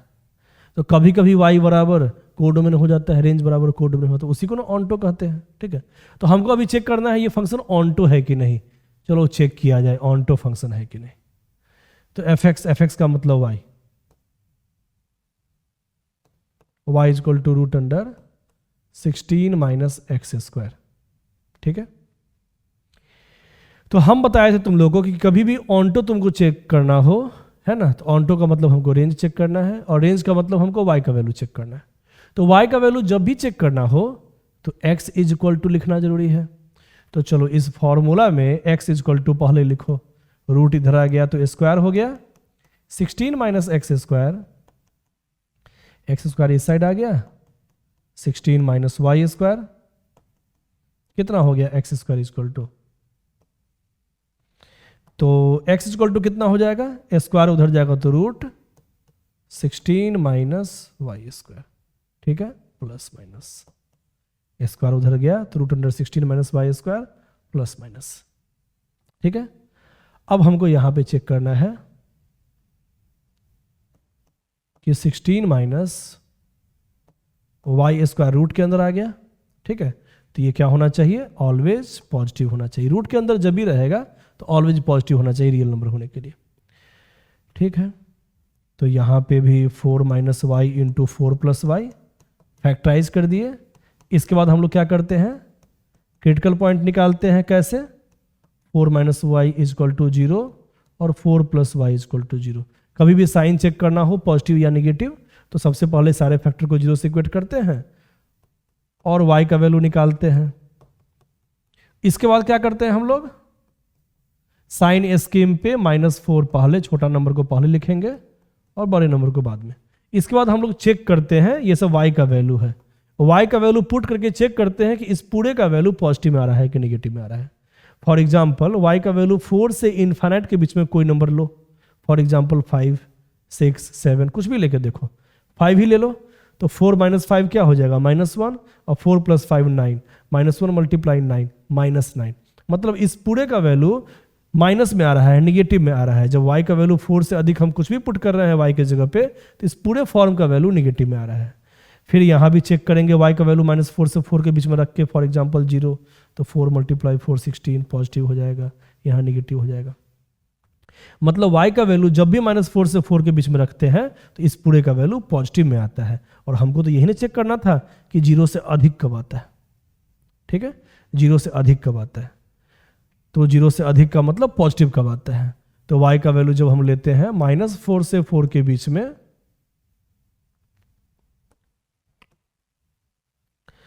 तो यहां पे है ना -4 से 4 के बीच में रखते हैं तब इसका वैल्यू पॉजिटिव आता है। ये तो निकाल लिए, लेकिन एक चीज हमेशा याद रखना कि मेन फंक्शन को जरूर एक बार चेक कर लेते हैं।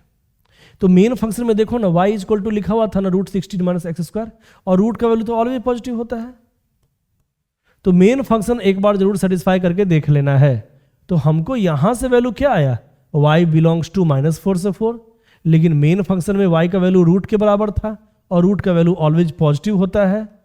तो फर्स्ट फॉर्म से y का वैल्यू ऑलवेज पॉजिटिव, 0 से लेके इनफाइनाइट, है ना। यहां क्लोज में लेंगे क्योंकि y का वैल्यू 0 भी आ सकता है।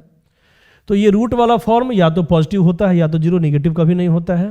तो यहां से y का value belongs to 0 to infinite, और जो हम लोग निकाले हैं वहां से y का वैल्यू -4 से 4। ठीक है, तो इस दोनों का कॉमन वैल्यू लो, क्योंकि कंडीशन ये भी सेटिस्फाई करना चाहिए और जो हम लोग निकाले हैं वो भी सेटिस्फाई करना चाहिए। कंडीशन 1 और कंडीशन 2 दोनों सेटिस्फाई करना चाहिए। तो दोनों का कॉमन वैल्यू क्या आएगा? अगर कॉमन वैल्यू निकालने में दिक्कत हो रहा है तो हम लोग कॉमन वैल्यू साइन स्कीम बना के भी चेक कर सकते हैं। कैसे? ध्यान देना, सबसे पहले सारा पॉइंट सब लिख दो, -4, 4, 0 जो भी है। सबसे पहले -4 लिखाएगा छोटा वाला, उसके बाद उससे बड़ा अंक 0, उसके बाद 4। तो फर्स्ट के अनुसार आंसर था y का वैल्यू 0 से इनफाइनाइट, फर्स्ट के अनुसार, और सेकेंड के अनुसार आंसर था -4 से 4, सेकेंड के अनुसार। तो ऐसा कौन सा वैल्यू है जो दोनों में कॉमन हो, जो 2 के अंदर भी हो और 1 के अंदर भी हो? 0 से 4, इसका मतलब y का मेन वैल्यू आया तुम्हारा 0 से 4, जो कि कोडोमेन के बराबर है। ठीक है, कोडोमेन के बराबर है। इसका मतलब range is equal to codomain, इसका मतलब ये ऑन्टो फंक्शन तो होगा, है ना, सर्जेक्टिव फंक्शन होगा, ऑन्टो फंक्शन होगा। ठीक है, फर्स्ट पार्ट खत्म। अब कह रहा है नॉट 1 1, ये भी प्रूफ कीजिए। चलो हम लोग चेक करते हैं। तो एक चीज याद रखना हमेशा, हम पहले भी बता चुके हैं तुम लोग को, है ना, कि नॉट 1 1 फंक्शन अगर चेक करना हो, कोई भी फंक्शन नहीं है, कोई भी फॉर्म नहीं है, नहीं होने वाला कंडीशन अगर तुम लोग को चेक करना हो तो एग्जाम्पल से भी चेक कर सकते हो। कोई थ्योरी लिखने का पूरा जरूरत नहीं है। नॉट वाला कंडीशन कभी भी चेक करना हो तो कुछ एग्जाम्पल लेके भी तुम दिखा सकते हो। ठीक है, ये हम तुम लोग को बता चुके हैं पहले भी, कि कभी भी कहेगा फंक्शन नहीं है, ये फंक्शन नहीं है, वो फंक्शन नहीं है, चाहे रिलेशन चैप्टर में ही रिफ्लेक्सिव नहीं है, सिमेट्रिक नहीं है, तो उसके लिए नहीं होने वाला कंडीशन में एग्जाम्पल काफ़ी है। तो ऐसा कोई एग्जाम्पल है कि जिससे चेक हो जाए कि ये नॉट 1 1 फंक्शन है? For example x is equal to -2 रखेंगे, -2 इस रेंज के अंदर आना चाहिए, मतलब x का जो वैल्यू दिया हुआ है उसके अंदर आना चाहिए। सर -2 तो -4 से 4 के बीच का संख्या है ही, तो जब x is equal to -2 put करेंगे तो y इज इक्वल टू कितना आ जाएगा? fx का मतलब y होता है -2 का स्क्वायर 4 √12, और x इज इक्वल टू अगर हम 2 भी पुट करते हैं तब पर भी y का वैल्यू कितना आता है? देखो तो सर 16 - 4 12 ही आ रहा है। तो देखो तो x के डिफरेंट वैल्यू के लिए y का सेम वैल्यू आ गया। इसका मतलब ये 1 1 फंक्शन नहीं है। लिख देंगे सीधा, कोई भी एग्जांपल ले सकते हो, तुम्हारा मन है तो 3 रख दो और -3 रख दो, क्योंकि स्क्वायर वाला फॉर्म है। 3 पुट करोगे या -3 बात तो बराबर पड़ जाएगा, y का वैल्यू तो सेम आ जाएगा। x इज इक्वल टू 1 है तो तुम्हारा -1/2 रख दो या +1/2 रख दो, y का वैल्यू तो सेम आना है, क्योंकि स्क्वायर वाला फॉर्म में अंदर निगेटिव में रखो या सेम फॉर्म को पॉजिटिव में रखो, वैल्यू तो सेम आएगा y का, है ना। तो सिंस x के डिफरेंट वैल्यू के लिए y का सेम वैल्यू आ रहा है ना,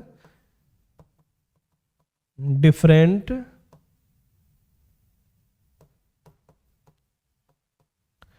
element of domain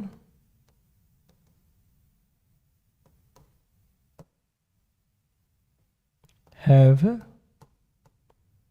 same image in codomain, है ना। x के डिफरेंट वैल्यू के लिए, है ना, फंक्शन को इस टाइप से रिप्रेजेंट कर सकते हैं। a to b लिखो, चाहे वो जो मेन फॉर्म है वो लिख दो, कोई दिक्कत नहीं है। ठीक है, x के डिफरेंट वैल्यू के लिए y का डिफरेंट सेम वैल्यू आ रहा है, इसका मतलब ये 1 1 फंक्शन नहीं है, मेनी 1 फंक्शन है। तो उसी को लिख दिया है थ्योरी की लैंग्वेज में, different element of domain have same image in codomain.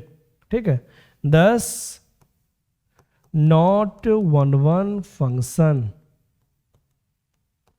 ठीक है, आगे क्या लिखा हुआ है? Find all possible value of a for which f is equal to √7, और हमको निकालना है, ये तो हम प्रूफ हो गया, इसका सेकेंड पार्ट भी। अब हमको a का वैल्यू निकालना है इसके लिए, यही कह रहा है क्वेश्चन में। F a is equal to √7, f a, x equal to a put करो ना, अपने आप समझ में आ जाएगा। X equal to a put कर देंगे तो यहां भी आ जाएगा 16 माइनस ए स्क्वायर, ठीक है, 16 माइनस ए स्क्वायर।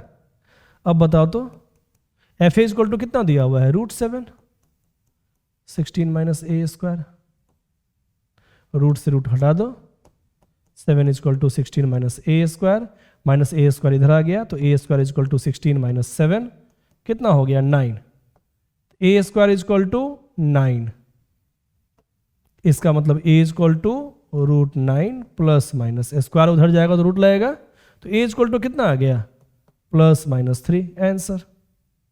ठीक है, कोई डाउट देख लो।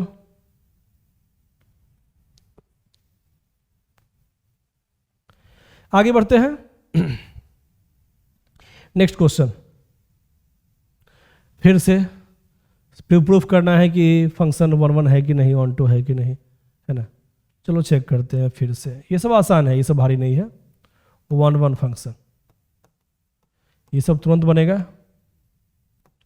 इफ एक ही कंडीशन जब भी रहे तो बस पहला कंडीशन लगाना है, if fx1 equal to fx2 then must be x1 equal to x2 only. Check कर लो, x1 पुट करेंगे तो यहां भी x1 जाएगा,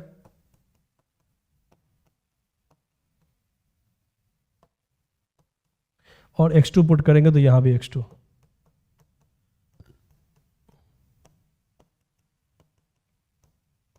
five x one minus 3 equal to 5x2 minus 3, 3 से 3 हट गया, 5x1 equal to 5x2, constant को हटा सकते हो, x1 equal to x2 only. एक ही कंडीशन आ रहा है वेरिएबल का, है ना, तो इसका मतलब ये 1 फंक्शन है। हो गया प्रूफ। ऑन टू चेक करना है, ऑन टू।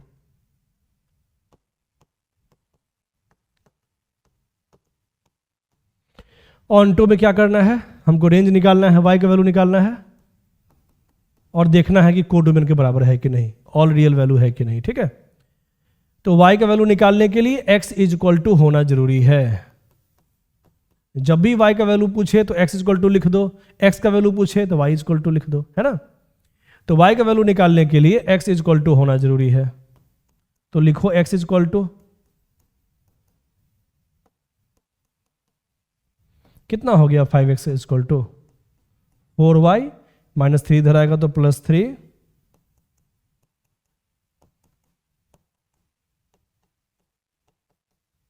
तो x इक्वल टू 4y + 3/5। ठीक है, x इक्वल टू लिख दिया। अब बताओ यहां y का वैल्यू हम क्या क्या पुट कर सकते हैं। तो x का वैल्यू रियल नंबर हो, रियल और फाइनाइट नंबर हो, है ना। x का वैल्यू, y का वैल्यू हम क्या क्या पुट कर सकते हैं, सर आप कुछ भी पुट कर सकते हैं, और y का वैल्यू हम कुछ भी पुट करेंगे ना तो x का वैल्यू रियल नंबर ही आएगा। इसका मतलब y belongs to any real value. ठीक है, तो रेंज बराबर कोडोमेन, इसका मतलब रेंज भी क्या आया, एनी रियल वैल्यू। सीधे लिख देना है ये सब में, क्योंकि यहां y रूट के अंदर नहीं है, y डिनोमिनेटर वाला फॉर्म नहीं है, क्योंकि अगर डिनोमिनेटर में होता तो नॉट इक्वल टू 0 लिखना पड़ता, क्योंकि नीचे वाला फॉर्म कभी भी 0 नहीं होना चाहिए, नहीं तो अनडिफाइंड फॉर्म हो जाता है। रूट के अंदर वाला फॉर्म भी कभी निगेटिव में नहीं होना चाहिए, नहीं तो इमेजिनरी फॉर्म हो जाता है। तो कभी भी क्वेश्चन में रूट वाला फॉर्म आए तो रूट के अंदर पॉजिटिव लेना है या इक्वल टू 0 लेना है, निगेटिव नहीं लेना है। डिनोमिनेटर में कभी भी y आ जाता है तो नॉट इक्वल टू 0 लेना है ना। ये सब कंडीशन याद रखना है। तो यहां रेंज आ गया ऑल रियल वैल्यू, तो रेंज बराबर कोडोमेन, क्योंकि कोडोमेन में भी दिया हुआ है r, r का मतलब ऑल रियल वैल्यू, तो रेंज बराबर कोडोमेन ऑन टू फंक्शन है इसका मतलब। ठीक है। अच्छा एक चीज और, क्या होता है सीबीएसई में तो इनवर्स फंक्शन को हटा दिया है, लेकिन बिहार बोर्ड में चाहे कोई भी स्टेट बोर्ड में अभी वो सब फॉर्म है, इनवर्स फंक्शन है। तो इनवर्स फंक्शन में भी कुछ नहीं करना है। कभी भी क्वेश्चन में कहे कि इस फंक्शन का इनवर्स फंक्शन निकालने के लिए, ठीक है, एफ का इनवर्स फंक्शन निकालने के लिए, तो सबसे पहले क्या करेंगे उस क्वेश्चन में, कभी भी कहेगा इनवर्स फंक्शन निकालने के लिए, तो पहले हम चेक करेंगे कि फंक्शन 1 1 है कि नहीं, ऑन टू है कि नहीं। क्योंकि अगर फंक्शन 1 1 और ऑन टू होगा तभी फंक्शन इन्वर्टेबल होगा, तभी उसका इन्वर्स हम निकाल सकते हैं। तो अगर मान लो हमसे यहाँ पे क्वेश्चन में पूछता स्टेट बोर्ड में कि ये फंक्शन का इन्वर्स फंक्शन निकालिए, तो सबसे पहले हम लोग लिखते हैं कि since function, if function is 1 1 and onto then only function is invertible. तो सबसे पहले हमको चेक करना पड़ता फंक्शन 1 1 है कि नहीं और ऑन टू है कि नहीं। अगर आ गया, यहाँ तो आ गया था, तब हम लोग निकालते उसका इन्वर्स फंक्शन। कैसे निकालते, ध्यान देना। मान लो इसमें हमको एफ इनवर्स भी निकालना होता, मान लो इस क्वेश्चन में एफ इनवर्स भी निकालना होता तो कैसे निकालते। तो सबको पता है f x is equal to y होता है और x is equal to f inverse y होता है, क्योंकि एफ उधर जाएगा तो एफ इनवर्स वाई कहलाएगा। तो क्या करते हैं हम लोग, जब ऑन टू निकालते हैं ना, तो ऑन टू में जो लिखते हैं x is equal to this form, तो इसी एक्स के जगह पे हम लिख देते, क्या लिख देते, एफ इनवर्स वाई, क्योंकि एक्स को ही हम लोग कहते हैं एफ इनवर्स वाई। ठीक है, तो जब हम लोग ऑन टू में चेक करते हैं एक्स का वैल्यू निकालना, तो एक्स के जगह पे क्या लिखते हैं, एफ इनवर्स वाई। ठीक है, तो f inverse y is equal to इतना आ गया ना, देखना बस इतना ही अंतर है। इनवर्स फंक्शन निकालना हो तो सारा काम तो ये चेक करेंगे ही, क्योंकि फंक्शन जब भी इन्वर्टेबल होगा तो 1 1 भी होगा और ऑन टू भी होगा। इसके बाद हम लोग एक्स के जगह पे एफ इनवर्स वाई लिख देंगे, क्योंकि ये प्रॉपर्टी होता है, एक्स को ही हम लोग कहते हैं एफ इनवर्स वाई। अब f inverse y is equal to इतना लिख देना बाई, लेकिन हमसे पूछ रहा था एफ इनवर्स एक्स, तो उसमें कोई अंतर नहीं है, एलिमेंट का नाम है ये वाई। वाई की जगह तुम 3 पुट करोगे तो यहां भी 3 पुट करोगे, तो वाई की जगह तुम एक्स पुट कर देना सीधा, क्योंकि वाई के जगह पे जो भी यहां पुट करेंगे वही यहां पुट कर देना है। तो कोई एफ इनवर्स वाई पूछे या एफ इनवर्स एक्स पूछे, उससे कोई खास अंतर नहीं पड़ता है। तो वाई की जगह अगर हम एक्स पुट करेंगे तो क्या लिख देंगे, 4x + 3/5। ठीक है, तो मान लो अगर इसमें एफ इनवर्स भी निकालना होता तो सब काम वही करना, क्योंकि इनवर्स फंक्शन तभी होगा जब हम लोग चेक करेंगे कि 1 1 होगा और ऑन टू होगा तभी। उसके बाद क्या करेंगे, जो हम चेक करने में क्या करते हैं, ऑन टू में हमेशा x इक्वल टू लिखते हैं और x को ही लिख देना एफ इनवर्स वाई, तो f inverse y equal to इतना लिख देना और y की जगह x पुट कर देना, यही हो गया तुम्हारा इनवर्स फंक्शन। बस इसके बाद यही ऐड कर देना, इनवर्स फंक्शन निकल जाएगा। तो वो भी सिलेबस से हटाया है तो कोई फायदा नहीं है, तो बहुत सिंपल फॉर्म है। मेन तुम्हारा 1 1 और ऑन टू ही है, उसी को बढ़िया से याद रखना है। ठीक है, आगे बढ़ते हैं। नेक्स्ट क्वेश्चन, ये फंक्शन 1 1 है कि नहीं, ऑन टू है कि नहीं, ये चेक करना है। तो सबसे पहले तो प्रूफ करना है ये फंक्शन 1 1 है कि नहीं। 1 1 में तो दिक्कत नहीं होना चाहिए, वही चीज हो जाएगा फिर। ठीक है, लिख देंगे if fx1 is equal to fx2 then must be x1 is equal to x2 only।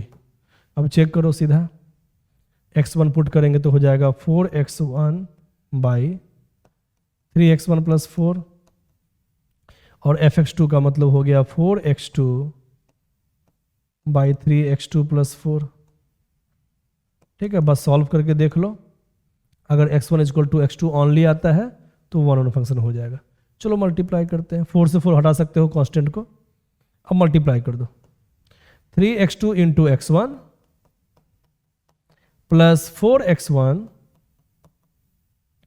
अब x2 से मल्टीप्लाई करो तो इस दोनों को 3x1 x2 प्लस 4x2। ठीक है, x ये तो हटेगा ही क्योंकि उस साइड जाएगा ना, तो माइनस हो जाएगा 3x1 x2 minus 3x1 x2 0। वो तो वैसे भी हटेगा, नहीं भी कट करोगे वैसे भी हट जाएगा। जब एक साइड लाओगे सारे फॉर्म को तो 3x1 x2 minus 3x1 x2 हट गया, तो बच क्या गया यहाँ पे, सिर्फ 4x1 इक्वल टू 4x2। ठीक है, तो x1 equal to x2 only. इसका मतलब ये 1 1 फंक्शन तो है। अब चेक करना है यहाँ पे ऑन टू है कि नहीं, ये तो है, ये तो प्रूफ हो गया 1 1 फंक्शन।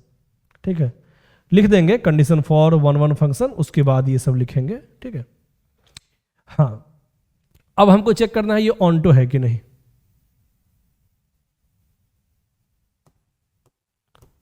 ऑन टू फंक्शन, तो रेंज निकालो फिर से।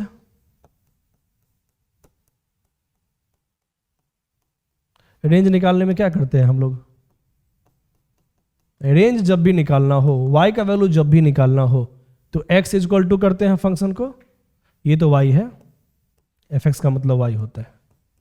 जब भी तुमको y का वैल्यू निकालना हो तो x इक्वल टू लिखना जरूरी है। इसको यहां कर दिया, मल्टीप्लाई कर दो पहले, 3xy plus 4y equal to 4x। तो 3, एक काम करते हैं इसी को उस साइड ले जाते हैं, ठीक है।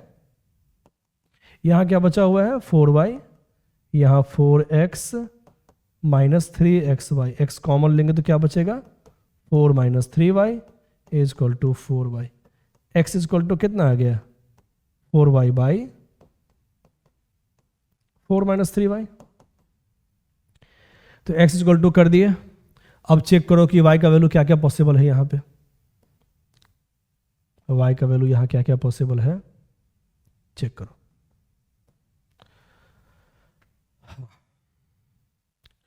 y का वैल्यू हम कुछ भी ले सकते हैं, लेकिन बताए थे ना कि नीचे वाला फॉर्म कभी भी जीरो नहीं होना चाहिए, क्योंकि नीचे वाला फॉर्म अगर जीरो हो जाएगा तो वो अनडिफाइंड फॉर्म हो जाएगा। इसका मतलब 4 minus 3y is not equal to zero. नीचे वाला फॉर्म कभी भी नहीं जीरो होना चाहिए, रूट वाला फॉर्म कभी भी रूट के अंदर निगेटिव नहीं होना चाहिए, डिनोमिनेटर कभी भी जीरो नहीं होना चाहिए। ये सब फॉर्म को याद रखना है, ये सब पे हमेशा क्वेश्चन आता है। इसका मतलब y is not equal to 4/3, y का वैल्यू कभी 4/3 नहीं आएगा, जबकि y का वैल्यू कह रहा है ऑल रियल वैल्यू, लेकिन मेरा आंसर क्या आया है y belongs to any real value, लेकिन 4/3 नहीं आएगा। नहीं आने का मतलब ये नहीं आएगा, बाकी सब आएगा। इसका यही मतलब हुआ कि ये जीरो के बराबर नहीं होना चाहिए, बाकी कुछ भी होना चाहिए। इसका मतलब y 4/3 के बराबर नहीं आएगा, अब बाकी कुछ भी आ सकता है। तो y is not equal to 4/3 मतलब एनी रियल वैल्यू एक्सेप्ट 4/3। लेकिन कोडोमेन क्या दिया हुआ है, कोडोमेन में लिखा हुआ है r, ये कोडोमेन होता है r, ठीक है।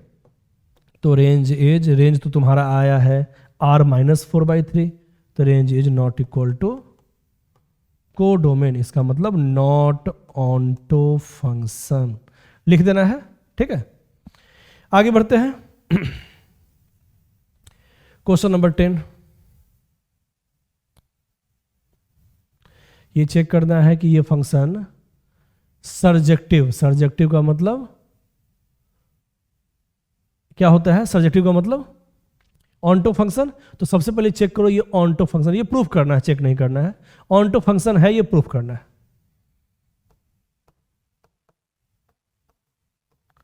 ऑनटो फंक्शन नेचुरल नंबर जब भी रहे तो हम क्या बोले हैं, सीधा वैल्यू रख के देख लो, ठीक है।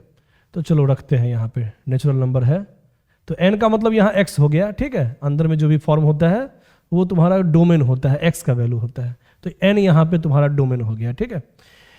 तो n का वैल्यू पुट करो, सीधा पुट कर दो, ऑनटो फंक्शन है ना, तो हम बताए थे ना नेचुरल नंबर जब भी रहेगा सीधे पुट करके बना सकते हैं। तो मान लो n इक्वल टू 1 रखेंगे तो कौन सा फंक्शन यूज करेंगे, ऑड नंबर के लिए सर ऊपर वाला, n ऑड नंबर रहेगा तो n प्लस 1/2। अब n की जगह 1 पुट कर दो तो 1 प्लस 1, 2/2 कितना आ गया 1। n इक्वल टू 2 रखोगे, चलो हम एक ही बार में ही रख देते हैं 1 2 3 4 सीधा 2। n क्या है 2, 2 का मतलब इवन नंबर, n अगर इवन नंबर है तो n/2 यूज करना है, n/2। तो इवन नंबर है तो 2 रख दो, 2/2 1। n इक्वल टू 3 पुट कर दो, 3 ऑड नंबर है तो ऑड नंबर के लिए ये लेना है फंक्शन, तो 3 प्लस 1 4/2 2। और n इक्वल टू 4, 4 कौन सा नंबर है, इवन नंबर, और n का वैल्यू जब भी इवन नंबर आएगा तो क्या लेंगे n/2। fn equal to n/2 कब लेंगे, जब n इवन नंबर हो, और n जब ऑड नंबर हो तो ये फंक्शन यूज करना है, ठीक है। इसका यही मतलब होता है।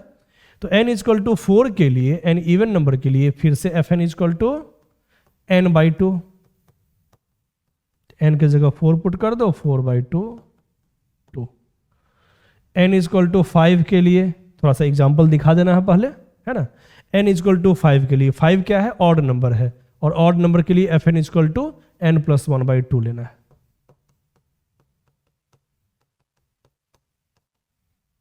फाइव प्लस 1/2 6/2 3,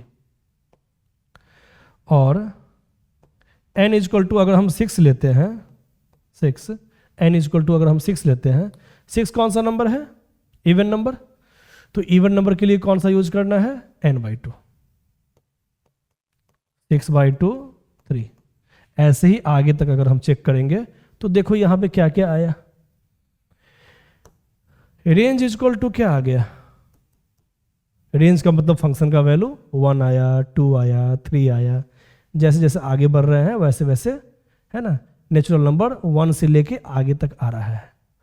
मतलब सीधा लिख देंगे रेंज बराबर 1, है ना, 10, range is equal to 1 2 3 4 all natural value, है ना। इसका मतलब रेंज बराबर कोडोमेन, इसका मतलब ये ऑन्टो फंक्शन है, मतलब ये सर्जेक्टिव फंक्शन है। ऑन्टो को ही हम लोग कहते हैं सर्जेक्टिव फंक्शन। अब यहां पे तुमको चेक करना है कि ये इंजेक्टिव है कि नहीं, 1 फंक्शन है कि नहीं, ठीक है। अब ऑन्टो हो या सर्जेक्टिव फंक्शन हो, सर्जेक्टिव फंक्शन, ठीक है। अब चेक करना यह इंजेक्टिव फंक्शन, इंजेक्टिव फंक्शन, तो ध्यान देना इंजेक्टिव फंक्शन निकालने का जरूरत नहीं पड़ेगा, क्योंकि यहां हम लोग क्या देखे हैं, x के n यहां पे x है ना, x के डिफरेंट वैल्यू के लिए y का सेम वैल्यू आ रहा है, x के डिफरेंट वैल्यू के लिए y का सेम वैल्यू। इसका मतलब ये फंक्शन 1 नहीं है, इंजेक्टिव नहीं है, है ना। इंजेक्टिव का मतलब 1 होता है,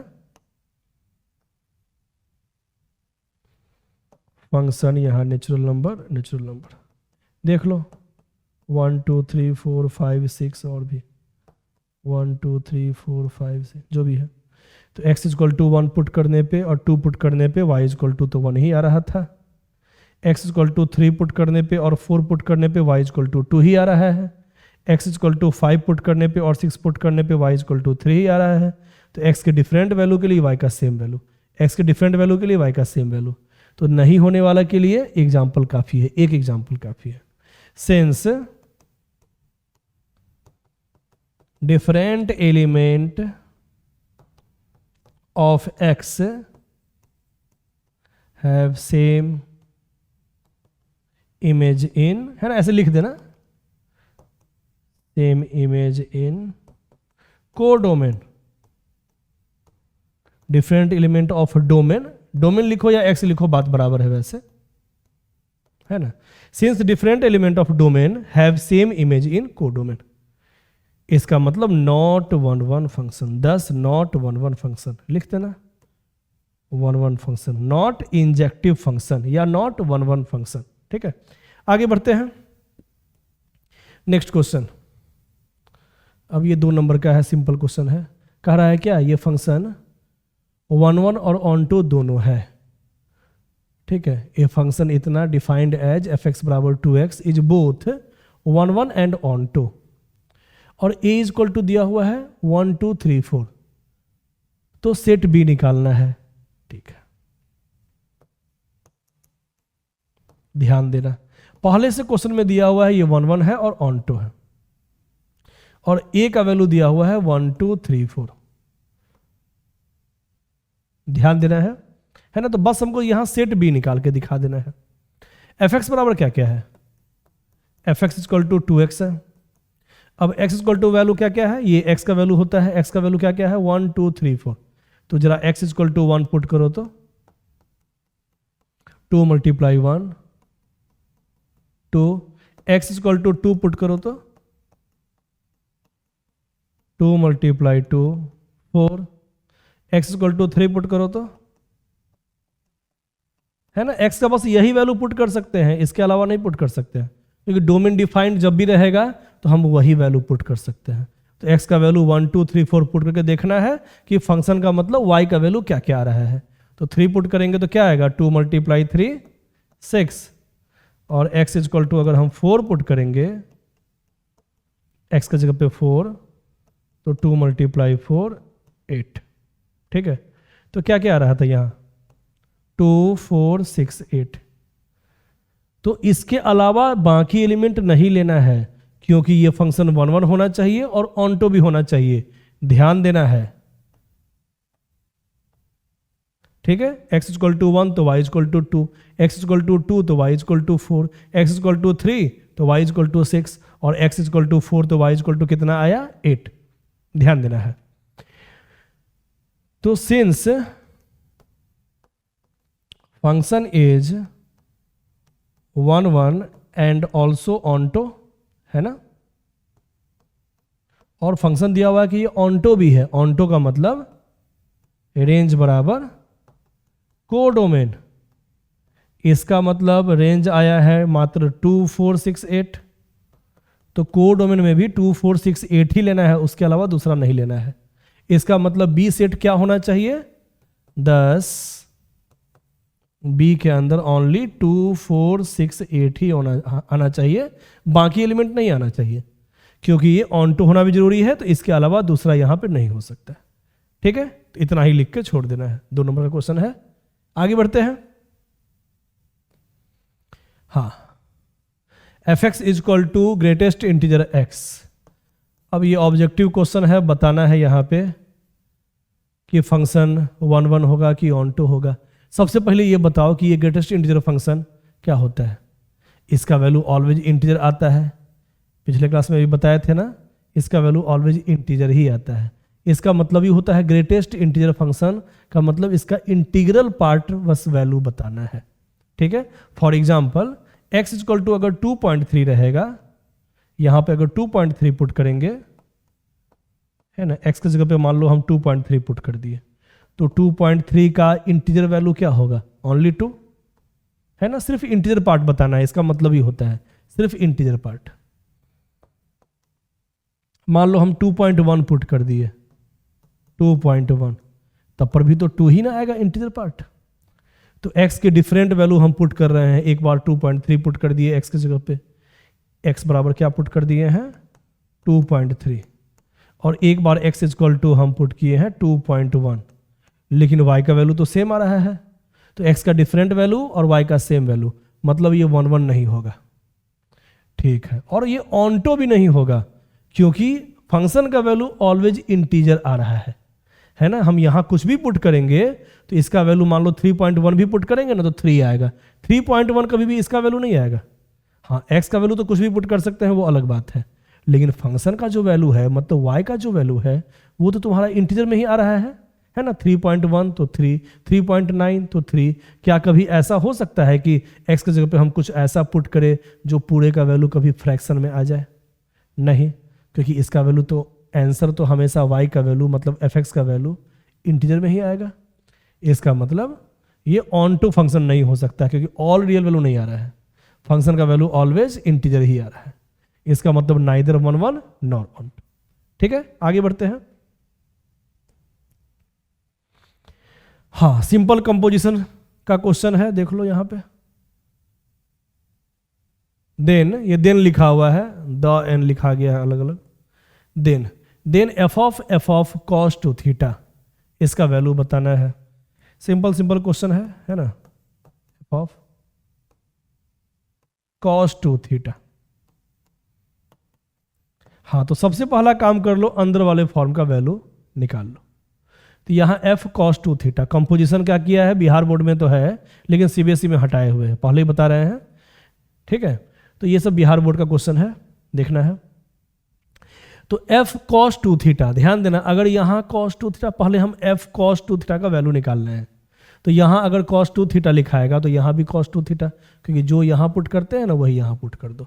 तो F cos two theta, F cos two theta, इसका मतलब 1 minus cos two theta by 1 plus cos two theta. तो सबसे पहला काम क्या किए, अंदर के फंक्शन का वैल्यू हम निकाल के यहां पुट कर दिए, एफ कॉस टू थीटा, तो 1 minus cos two theta by 1 plus cos two theta. अब ये तुम लोग को फॉर्मूला भी पता है ट्रिग्नोमेट्री में, 1 minus cos two theta by 1 plus cos two theta क्या होता है, tan square theta. 1 minus cos two theta by 1 plus cos two theta, tan square theta trigonometry में फॉर्मूला होता है। अब फिर से देखो यहाँ x की जगह पे आ गया tan स्क्वायर थीटा, यहाँ देखो ध्यान से x की जगह पे आ गया tan स्क्वायर थीटा, तो यहाँ tan स्क्वायर थीटा आ जाएगा, तो यहाँ भी पुट करेंगे, जो यहाँ लिखा रहेगा वही यहाँ पुट करेंगे। तो पुट कर दो 1 माइनस एक्स की जगह पे tan स्क्वायर थीटा, तो 1 minus tan square theta by 1 plus tan square theta. ये भी ट्रिग्नोमेट्री का फॉर्मूला होता है। 1 minus tan square theta by 1 plus tan square theta क्या होता है? cos 2 theta. ठीक है, एकदम आसान है। आगे बढ़ते हैं, next question. g of F x, आसान है ये भी। g ऑफ एफ एक्स इस टाइप से लिखा हुआ है, बात बराबर है। g ऑफ एफ एक्स, इसका यही मतलब होता है। ठीक है, o का मतलब ऑफ है, g ऑफ एफ एक्स। अब इसका वैल्यू कैसे निकाला जाए? g of F x composition है, सिंपल कंपोजिशन है। एफ एक्स का वैल्यू पहले पुट कर दो अंदर वाले फॉर्म का वैल्यू। क्या लिखा हुआ है? एक्स स्क्वायर माइनस 1, पहले पुट कर दिए अंदर का वैल्यू। ठीक है, अब यहाँ जी एक्स बराबर इतना है, तो एक्स की जगह पे जो भी रहेगा ना ब्रैकेट के अंदर वही ना यहाँ पुट करेंगे, है ना। तो याद रखना, एक्स के जगह पे जो भी यहाँ पुट करेंगे इस एक्स के जगह पे ही पुट करेंगे। अगर पुट करने में दिक्कत होता है तो जहाँ जहाँ एक्स लिखा हुआ है वहाँ ब्रैकेट लगा देना, और जो ब्रैकेट के अंदर होगा वही यहाँ पे लिख देना। तो देखो, तो जी के अंदर, ये ब्रैकेट के अंदर क्या लिखा हुआ है? X square minus 1। तो यहाँ लिखा हुआ है एक्स स्क्वायर माइनस 1, इसका मतलब यहाँ भी जाएगा एक्स स्क्वायर माइनस 1। तो कभी भी दिक्कत हो ना कंपोजिशन वाले क्वेश्चन में, तो हर एक्स में ब्रैकेट लगा देना, और जो ब्रैकेट के अंदर एक्स की जगह पे लिखा रहेगा वही यहाँ पुट कर देना सीधा। जहाँ जहाँ एक्स रहेगा ना लिखा हुआ, वहाँ बस सीधे पुट कर देना। तो यहाँ क्या लिखा हुआ है? जी एक्स स्क्वायर माइनस 1, तो एक्स स्क्वायर माइनस 1 यहाँ रखेंगे, तो यहाँ भी पुट करेंगे। कितना आ गया? 3x square minus 3 plus 1, 3x square minus 2। ठीक है, आगे बढ़ते हैं। हाँ, बहुत इंपॉर्टेंट, सीबीएसई हो या बिहार बोर्ड हो, बहुत इंपॉर्टेंट ये फॉर्मूला है, इसको याद कर लेना है। मान लो ये फंक्शन है, ये डोमेन दिया हुआ है तुम्हारा, मतलब x का वैल्यू, और ये दिया हुआ है तुम्हारा को डोमेन, मतलब y का वैल्यू जहाँ पे आता है। हम लोग सिंपल भाषा में कह सकते हैं y का घर, y का सामान जहाँ पे रहता है, इसको हम लोग को डोमेन कहते हैं। तो फंक्शन में अगर तुम्हारा डोमेन का एलिमेंट दिया हुआ है और को डोमेन का एलिमेंट दिया हुआ हो, तो फंक्शन में जनरली ऐसा क्वेश्चन आता है, टोटल नंबर ऑफ फंक्शंस, कितना टाइप का यहाँ फंक्शन बन सकता है। तो वो सबका आंसर याद रखना है ना। ये सब फॉर्मूला है, ऑब्जेक्टिव क्वेश्चन में पूछता है, 1 नंबर में हमेशा क्वेश्चन पूछता है। मान लो इसके अंदर नंबर ऑफ एलिमेंट्स n है, x का n वैल्यू यहाँ पे लिखा हुआ है और यहाँ y का m वैल्यू लिखा हुआ है। तो टोटल नंबर ऑफ फंक्शन जब भी पूछेगा तो उसका आंसर याद रखना, इसका जो नंबर ऑफ एलिमेंट्स होगा उसका पावर इसका element m to the power n। क्या हो जाएगा? जैसे मान लो यहाँ 1 2 3 और यहाँ पे मान लो 1 2 3 4, तो कितना फंक्शन बन सकता है? कितना फंक्शन पॉसिबल है? इस टाइप से कितना फंक्शन पॉसिबल है? x का वैल्यू 1, ये भी पॉसिबल है एक फंक्शन। 2 फंक्शन ये भी पॉसिबल है, x का वैल्यू 1 तो y का वैल्यू 1, x का वैल्यू 2 तो y का वैल्यू 1, और x का वैल्यू 3 तो y का वैल्यू 3। तो इस टाइप से कितना टाइप से हम एरो लगा सकते हैं फंक्शन के लिए, है ना। अब ऐसा नहीं कर देना कि कितना टाइप से लगा सकते हैं, तो सर आप तो बोले हैं कितना टाइप से लगा सकते हैं, तो ऐसे भी लगा देते हैं। फंक्शन का कंडीशन याद रखना है क्लास 11th वाला, कि x के डिफरेंट वैल्यू के लिए y का सेम वैल्यू हो सकता है। फंक्शन का मतलब क्या होता है? पहले x के डिफरेंट वैल्यू के लिए y का सेम वैल्यू हो सकता है, लेकिन x के सेम वैल्यू से y का डिफरेंट वैल्यू नहीं हो सकता है। और दूसरा कंडीशन क्या था? x का सारा एलिमेंट का इसमें इमेज होना ही चाहिए, मतलब x का सारा वैल्यू का एरो इसमें जाना चाहिए, इसका सारा का सारा वैल्यू का करस्पॉन्डिंग इमेज इसके अंदर ही आना चाहिए। ऐसा नहीं होना चाहिए कि 1 2 का कोई ना कोई इमेज बन गया और 3 का कोई इमेज ही नहीं बना, मतलब x इक्वल टू 3 पुट करने पे y का वैल्यू अपने को डोमेन में नहीं आया, ऐसा नहीं हो सकता है। अगर ऐसा आ रहा है इसका मतलब वो फंक्शन नहीं है। ठीक है, तो फंक्शन होने का 2-3 कंडीशन याद रखना। सबसे पहला कंडीशन कि a और b के अंदर कुछ ना कुछ एलिमेंट होना चाहिए। दूसरा कंडीशन, x के डिफरेंट वैल्यू के लिए y का सेम वैल्यू हो सकता है, पॉसिबल है ना। तीसरा कंडीशन, x के सेम वैल्यू के लिए y का डिफरेंट वैल्यू नहीं हो सकता है ना। और चौथा कंडीशन कि x का सारा एलिमेंट का इमेज y में कहीं ना कहीं होना चाहिए, कोई छूटना नहीं चाहिए। x का सारा वैल्यू यूज हो जाना चाहिए, y का वैल्यू यहाँ पे कोडोमेन में छूट सकता है, कोई दिक्कत नहीं, क्योंकि छूट गया तो उसको हम लोग क्या कहेंगे, मान लो 3 4 छूट गया, उसको हम लोग ऑन टू फंक्शन नहीं कहेंगे, लेकिन फंक्शन तो कहेंगे ना। हाँ, अब ये जैसे है तो 2 से 1 जा सकता है फंक्शन में, लेकिन 1 1 नहीं होगा, क्योंकि 1 1 होने के लिए x के डिफरेंट वैल्यू के लिए y का डिफरेंट वैल्यू ही होना चाहिए। तो हम अभी 1 1 नहीं बता रहे हैं, अभी हम बता रहे हैं फंक्शन। फंक्शन क्या होता है, फंक्शन होता है बस 4 कंडीशन। क्या क्या बताए थे 4 कंडीशन, ए और बी के अंदर कुछ ना कुछ एलिमेंट होना चाहिए, दूसरा मतलब इम्प्टी सेट नहीं होना चाहिए, ए और बी इम्प्टी सेट नहीं होना चाहिए, कुछ ना कुछ एलिमेंट होना चाहिए। सेकेंड कंडीशन क्या होता है कि x के डिफरेंट वैल्यू के लिए y का सेम वैल्यू हो सकता है, लेकिन x के सेम वैल्यू के लिए y का डिफरेंट वैल्यू नहीं हो सकता है। अगला कंडीशन, x का सारा एलिमेंट का इमेज इसमें जाना ही चाहिए, x का कोई वैल्यू छूटना नहीं चाहिए। इसका कोई छूट सकता है, कोई दिक्कत नहीं, लेकिन x का सारा वैल्यू कहीं ना कहीं जाना चाहिए। ठीक है, तो ये फंक्शन होता है। अभी उससे वैसे मतलब नहीं है, अभी बस हमसे पूछेगा जब भी टोटल नंबर ऑफ फंक्शन, तो कितने टाइप से फंक्शन बना सकते हैं, ये भी एक फंक्शन है या ये भी एक फंक्शन है, मतलब इस टाइप से कितने टाइप से फंक्शन बना सकते हैं। सीधा याद रखना, इसमें नंबर ऑफ एलिमेंट्स 3 है, इसमें टोटल नंबर ऑफ एलिमेंट्स 4 है, तो टोटल नंबर ऑफ फंक्शन क्या हो जाएगा 4 का पावर 3, वही यहां पे लिखा हुआ है m का power n। Total number of function 64। ठीक है, इससे 64 बन सकता है। फर्स्ट कंडीशन बता दिए, उसका एग्जांपल फर्स्ट का। अब सेकेंड का क्या कह रहा है, टोटल नंबर ऑफ 1 1 फंक्शन कितना बन सकता है 1 1 फंक्शन। ठीक है, तो 1 1 फंक्शन तभी पॉसिबल है, हम बताए थे ना, कि जिसमें जब इसका एलिमेंट इसमें एलिमेंट कम हो और इसमें एलिमेंट ज्यादा हो या इक्वल हो। कभी भी इसका एलिमेंट ज्यादा नहीं हो सकता है, यहां कंडीशन दिया हुआ है, सीधा याद कर जाना, काम चल जाएगा, है ना। 1 1 फंक्शन का कितना होगा, MPN फॉर्मूला है, m का मतलब नंबर ऑफ एलिमेंट्स इसका m है और p number of elements n। m का वैल्यू हमेशा ज़्यादा होना चाहिए, इसमें नंबर ऑफ एलिमेंट्स हमेशा ज़्यादा होना चाहिए या इक्वल होना चाहिए, कभी भी इसका एलिमेंट कम नहीं होना चाहिए, है ना। तो यहाँ कंडीशन दिया हुआ है कि m का वैल्यू n से ज़्यादा रहेगा, तब आंसर क्या हो जाएगा 1 1 फंक्शन का MPN। और अगर m का वैल्यू n के वैल्यू से कम हो गया तब 1 1 फंक्शन पॉसिबल ही नहीं है, तब 0 हो जाएगा।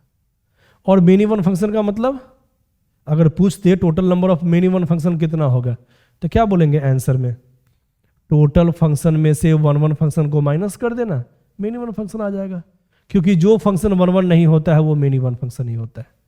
तो सीधा याद कर लेना, मान लो यहाँ पे अगर पूछता तुमसे 1 1 फंक्शन कितना है, तो हम तो देख रहे हैं कि इसका एलिमेंट ज़्यादा है ना, तो हमेशा सेकेंड वाला इसका एलिमेंट ज़्यादा होना चाहिए, m इधर वाला फॉर्म है और m यहाँ पे ज़्यादा है, तो ज़्यादा रहेगा तो 1 1 पॉसिबल है।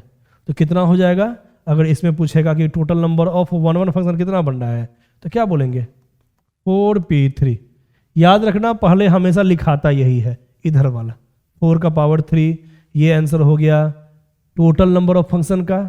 और 4p3 मतलब 4 फैक्टोरियल बाई 4 माइनस 3 1 का फैक्टोरियल। 4 फैक्टोरियल का मतलब 1 मल्टीप्लाई 2 मल्टीप्लाई 3 मल्टीप्लाई 4, तो मल्टीप्लाई करेंगे 1 2 3 4 को, तो 24 हो जाएगा, 24 बाई 1 24। तो 24 वेज से हम यहाँ 1 1 फंक्शन निकाल सकते हैं। और जब भी कहेगा मेनी वन फंक्शन, तो टोटल फंक्शन में से नंबर ऑफ 1 1 फंक्शन को माइनस कर देना, वही हो जाएगा तुम्हारा मेनी वन फंक्शन। ठीक है, तो अगर m का वैल्यू n से ज़्यादा है तब तो पॉसिबल है 1 1, तब तो हम MPN घटाएंगे, लेकिन अगर m का वैल्यू कम है n से तो 1 1 फंक्शन होगा ही नहीं, इसका मतलब 0 घटाएंगे, वही कंडीशन लिखा हुआ है, सेम कंडीशन। ठीक है, तो इसको याद कर लेना है, टोटल इतना ही फॉर्म होता है। और बढ़िया से गेस पेपर क्वेश्चन बैंक जो भी पीछे का है सारा बना के देखना। ठीक है, आज के लिए इतना ही, ओके, थैंक यू। तो सारा जो इंपॉर्टेंट टाइप था वो हम बता दिए, इसमें बस अब प्रैक्टिस करना है तुम लोग को, थोड़ा बढ़िया से प्रैक्टिस करो और फिर डाउट होगा तो फिर आगे डाउट लेंगे।